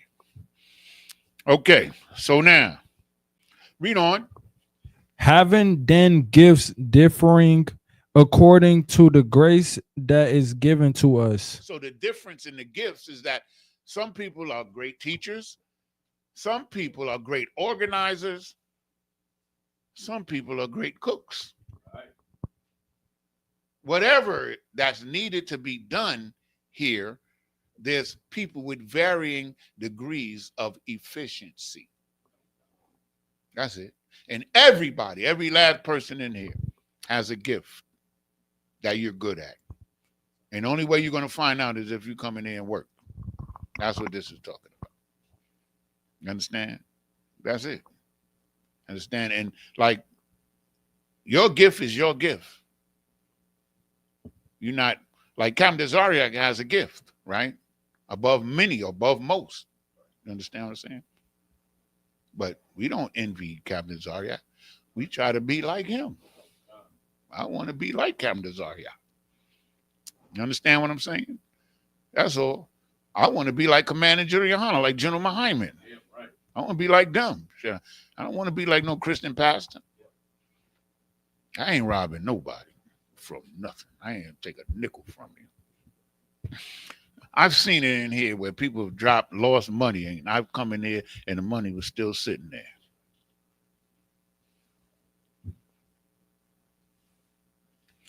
And when I saw that, I said, yo, this is the place to be. You can find money on the floor, find stuff on the floor, they'd be right there. That's what I'm talking about. Read on, young man. Whether prophecy, But the prophecy, meaning some people are good at teaching. Read. Let us prophesy according to the proportion of faith. According to the proportion of faith. You understand what I'm saying? Your gift is going to come according to the proportion of your faith and what you're learning in this school. That's what it's saying. Your gift is going to be revealed to you according to the proportion of your faith, man. What verse was that? Verse 6. Give me 7. Or ministry, let us wait on our ministering, or he that teacheth on teaching. Understand? Let us wait. Minister is a servant. Let us wait in our servant, in our service, so that we can learn our gift for teaching or whatever. You understand? You have to be patient. Don't come in here, yo, I'm going to be the greatest teacher. Like when I got the honor of teaching this class, it came out of nowhere. They just say, yo, that's all you teaching on Wednesday. I didn't ask for it. And I was scared out of my mind, man. Like, damn. You understand? But you know what I did? I went home and I opened that Bible and I studied and I listened to others that were teaching. And I used to listen to General Mayaka Allah and General Hazayan in the mornings. And they used to always say something. Oh, that's a good idea for a class. And then I would get the scriptures. You understand what I'm saying? That's it. Because I had faith in what they were saying. You understand? And I know they was telling me the truth. I know it. You understand what I'm saying? Man, I don't know how much I love them brothers, man. Like, because they just regular dudes in a way, like, they like, you're right. Like you watch Commander General Yohana, he's another brother. But he's not another brother. You understand what I'm saying? He's a very special brother. But he can relate to us just like your homie sometime. Don't cross him though. So now, that was into 7, right? Come on. Who's holding Luke 4? Give me Luke 4 and 14. Come on. It's the book of Luke, chapter 4. Before we go on, I just want you to understand he was talking about ranks and how you're going to earn your rank. You understand? And you're going to get your gift by the work you put in. That's how your gift comes out. Understand? And we see Captain Zariak used to drive from northern New Jersey, from Jersey City to Philly every day, 2 hours. You understand what I'm saying? That's why he got that gift. So now,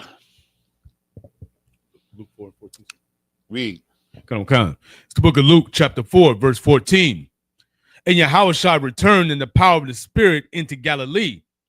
And there went out a fame of him throughout all the region round about. So Christ is getting famous. He's getting famous. You know what I mean?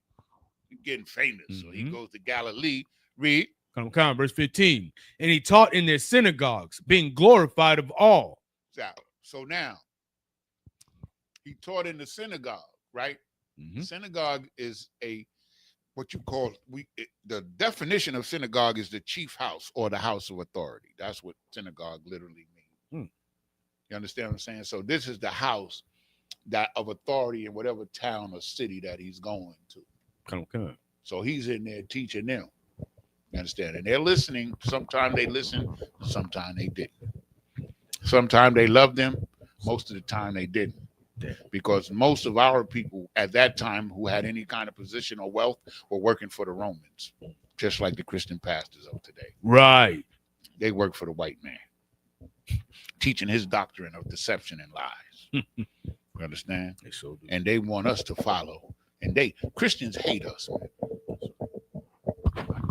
I told my son-in-law, who just was blessed with another child yesterday. I told him, he trying to come in there fast talk. You know, he a Christian. You know? I said, I hate Christianity. I told him right to the face. Most I correct. Told him right to his, just like I hate Christianity. That shit is bullshit. That's right. Told him right to his face. That nigga hate me to this day. He be trying to act like he love me and shit. Fuck out of here, nigga. So, you understand what I'm saying? They hate you. Right. Christ said they hated him first. Right. Christ ain't never hurt nobody. Right. I hurt people. Christ ain't never hurt nobody. So I think they're gonna love me. Then I'm stupid. Right. They don't love me. You understand what I'm saying? Only love I get is in this school. That's the only love I get. Come. That's the only love I want. Because when I ain't in the school, man, I'm home or with my grandchildren, man. That's my life. I ain't got time for this nonsense, man. This world is full of hate, and our people is like, it's hard to be around people that's not in this school for me, man. It's hard to hang out with them, man. I went up to New York last year, and I tried to hang out even with my son and some of his crew, man. And I felt so uncomfortable, man, because I ain't know what to talk about. Niggas ain't want to hear none of this. That's all I know. And I'm my son. You know what I'm saying? So, come on, give me some more. Read on. Come. Verse 16. Book of Luke, chapter 4, verse 16. And he came to Nazareth, where he had been brought up. And as his custom was, he went into the synagogue on the Sabbath day. Understand? He went to teach, man. This is camp. You understand? Read. And he stood up for to read. Verse 17. And there was delivered unto him the book of the prophet Isaiah. You understand? So he's reading the book of Isaiah. Mm. That's what he's reading. Isaiah is Isaiah. Come. So what is he reading from? The Old Testament, because there was no New Testament available. That's right. The New Testament wasn't put together until 70 to 100 years after Christ was going off the earth. So they only had the Old Testament. So my question is, and this is what I always hit Christians with. You should always hit a Christian with this. In the Old Testament, was they teaching Christianity? Hell no. So then how could they have been teaching Christianity if they was teaching from the Old Testament? Christianity is a man-made religion created in the year 325 AD at the Council of Nicaea and reaffirmed in the year 395 AD. Oh, God. And they took over the world with it. Matthew 24:24 basically says the game that they was going to put down was so good that it would be able to fool the whole world except for the elect. We can be the elect if we stay in here. Yeah, right. They ain't fooling me. I know who the devil is, and I know what he's doing. And I know he's going to fail. That's right. That's the fun part. Read on. Come. And when he had opened the book, he found the place where it was written. Verse 18. The Spirit of the Lord is upon me. Now go to verse 20. Oh, come. Book of Luke, chapter 4, verse 20. And he closed the book, and he gave it again to the minister and sat down. and the eyes of all them that were in the synagogue were fastened on him. You understand? This ain't Christianity. Yeah, He taught from the book of Isaiah. And when he finished, they were stunned. They was all like, who the hell is this man? Read the last part again, brother. Come. In the eyes of all of them that were in the synagogue were fastened on him. They were looking, they said, who is this cat? This dude broke it down. You understand? Now, that was verse 20, right? Who's holding Luke 10? Come on, 10 and 1. It's the book of Luke, chapter 10, verse 1. Now, this right here, this is one of my favorites. I'm telling you. You know, I got a lot of favorites. You know that. Now, come on, bro. Read. I'm going to break it down for you. After these things, the Lord appointed other 70 also. So Christ appointed 70 brothers. He picked 70 brothers to go out and do a job. Right? Read. And sent them 2 and 2 before his face into every city and place. They went to camp to teach by 2. See that? They went to camp. Just 2 cats. But this right here, man, I pray everybody read this, man, because what's going to happen here is the only time that I've ever read in the Bible where Christ was happy, that his spirit rejoiced. This is the only time that I ever seen. So, read. We're going to skip. Let me get there with you, because I might want to get into this a little more, because this is heavy right here. This is John, 10 and verse. So let me get there with y'all, then y'all can read. You can go ahead and continue with it. Because they think this school is a joke. But I'm going to show you that it's not. Go ahead. Read on. Yes. Read verse 17. You read 1 and 2, right? It was still some more on 10. I mean, it was still some more on 1. Okay. Salaki, my bad. Finish it up. Yeah, finish up 1 and 2. 1 and 2. Come. Whether he himself will come. Verse 2. Therefore said he unto them, the harvest truly is great, but the laborers are few. You understand? It's a lot of people out there that I got to teach, but I need more soldiers. The laborers are the soldiers that he need to go out and teach. He sent out 70 dudes 2 by 2 because he wanted to, get as many people, to reach many people as he could. But he couldn't send them 5 by 5. So he had to send them 2 by 2. But this is heavy. What we're going to read here is heavy. Read on. Pray ye therefore the Lord of the harvest, that he would send forth laborers into his harvest. You understand? Meaning he's praying for more soldiers. You understand? He's praying for more. Oh, no, that's in John. I'm sorry. He's praying for more soldiers. That's Christ. He's praying for more soldiers to help him to come into the school and do the work, because he says the harvest, there's plenty of people out there to harvest to bring in. But the laborers are few. The brothers that's doing the work is only few. That's today too. You understand what I'm saying? Like, that's why we try to bring more brothers in. That's why we do food drives and all kind of things to try to show our brothers that we really are their brothers. You understand? So the thing that I was talking about, yeah, we're gonna get it. Did you read 17? That was 17, right? That was verse 2. Okay, let me catch up with you because I'm looking somewhere else. That's Luke 10 and 2. So now I want you to go to verse 17, and this we're gonna see where Christ. This is the only place I ever read in the Bible that Christ literally rejoiced. An important part is to see why he rejoiced. Okay, go ahead. It's the book of Luke, chapter 10, verse 17. And the 70 returned again with joy, saying, Lord, even the devils are subject unto us through thy name. Understand? Meaning they went out to camp and they rocked them.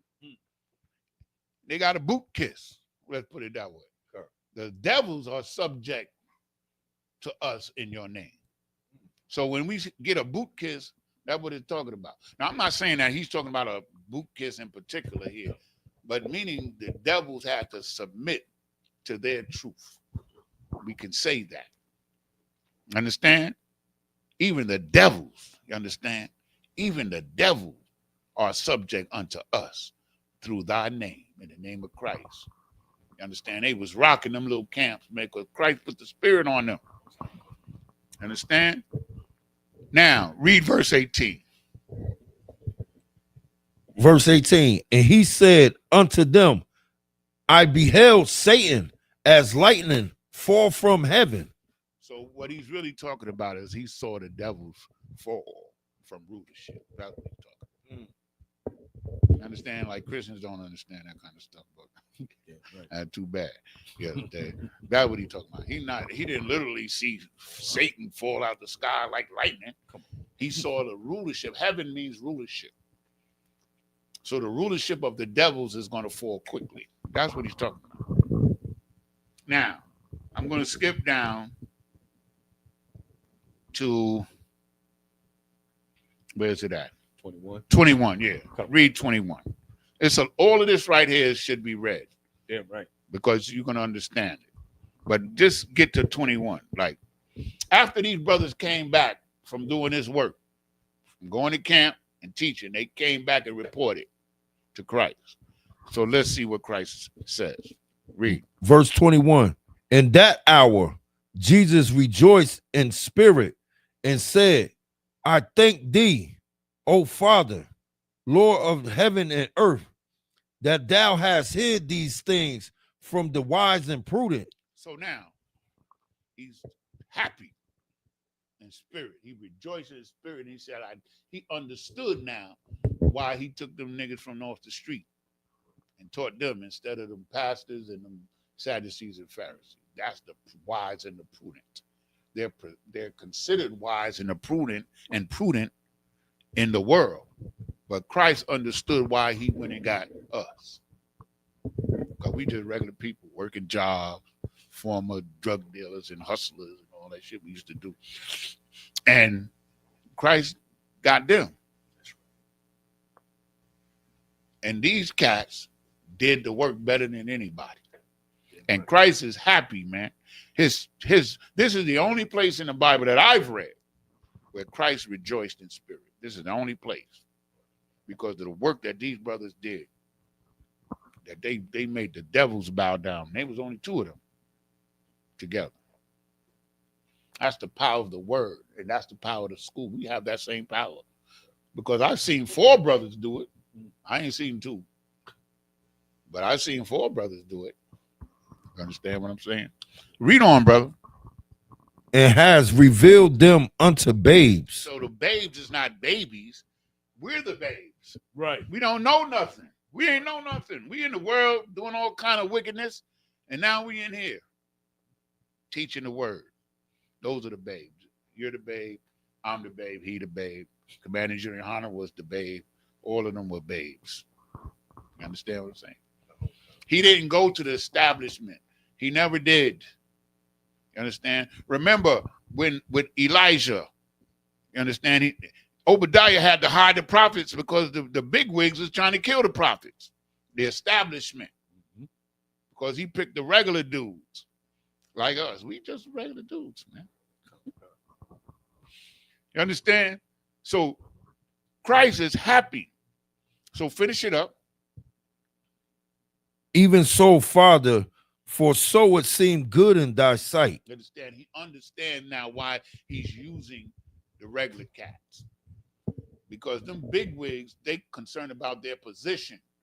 You understand? They was concerned about that check they was getting from the Romans. Right. Because I was reading today, I'm reading this book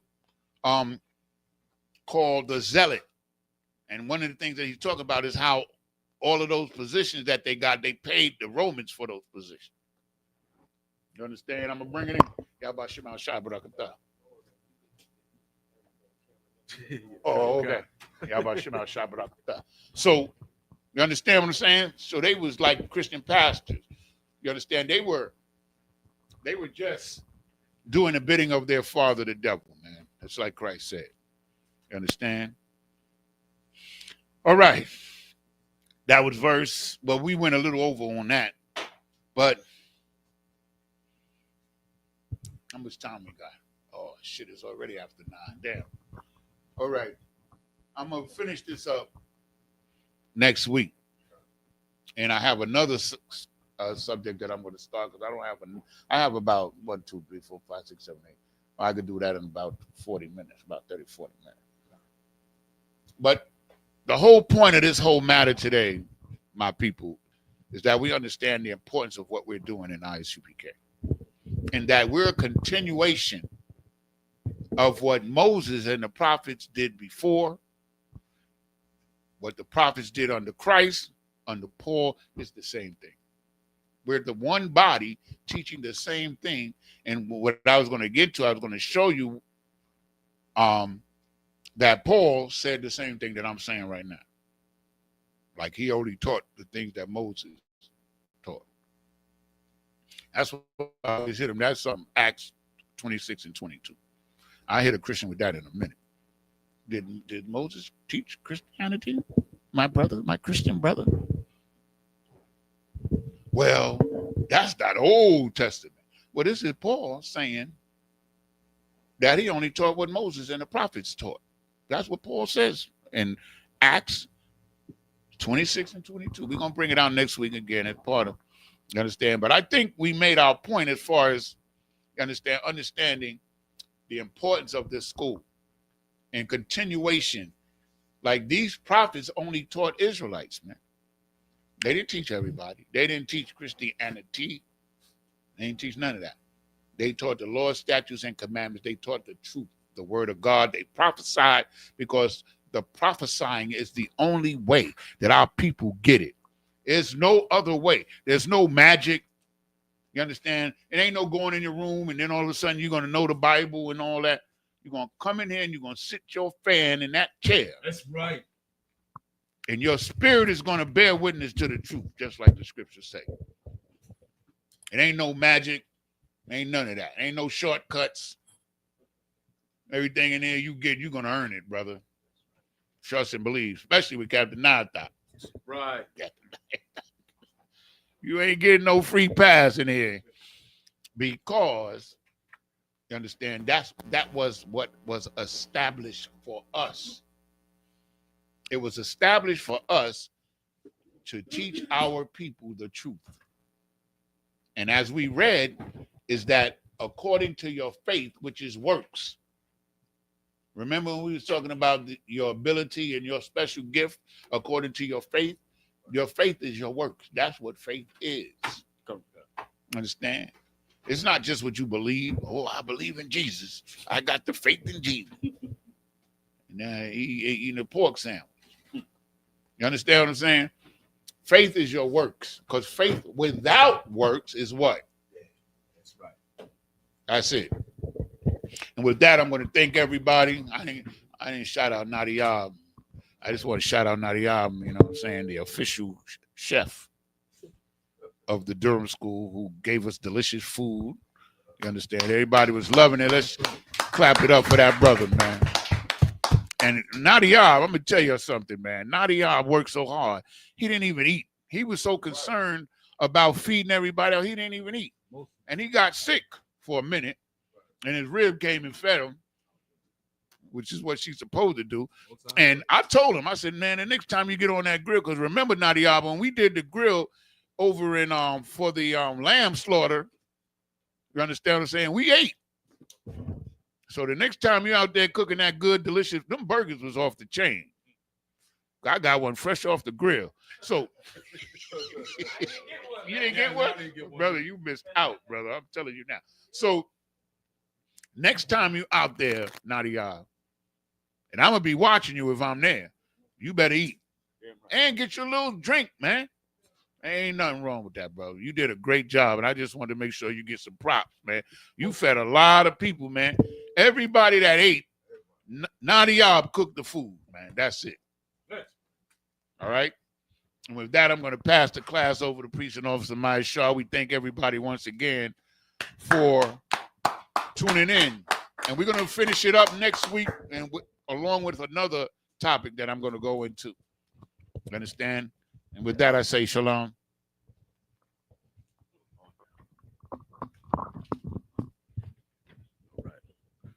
Security announcements. We're the ISUPK at 1 West 125th Street, Harlem, New York, under commanding General Yohana. New rules for brothers and sisters. When a new brother or sister comes into the school, they are off limits for 6 months. They're here to be saluted only. They're here to shed themselves with the world.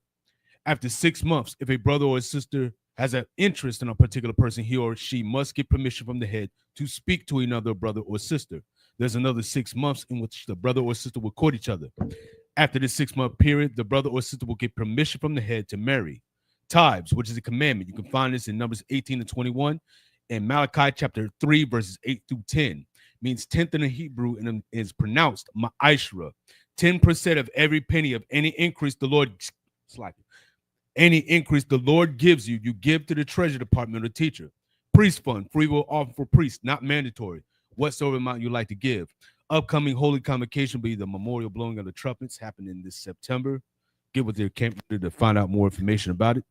Remind Akim and Aquathian to check on social media such as isupk.com, Facebook, YouTube, Twitter, and so on for ISUPK events and materials. If a brother wishes to be a trooper in the school, then start wearing all black, which includes black boots, shirts, pants, headbands, or scarf. And with that,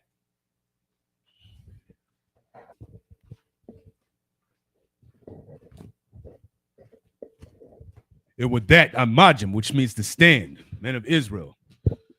Sisters, Yashab, which means stay seated. Men of Israel, Sar, turn and face the teacher. Men of Israel, we give one courtesy salute unto a teacher. Men of Israel, Ahmad Shabbat, Amajim, Barak.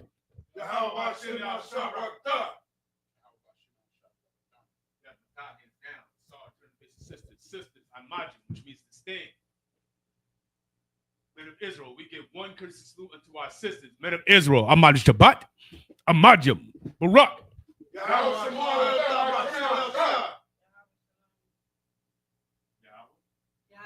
Shamar.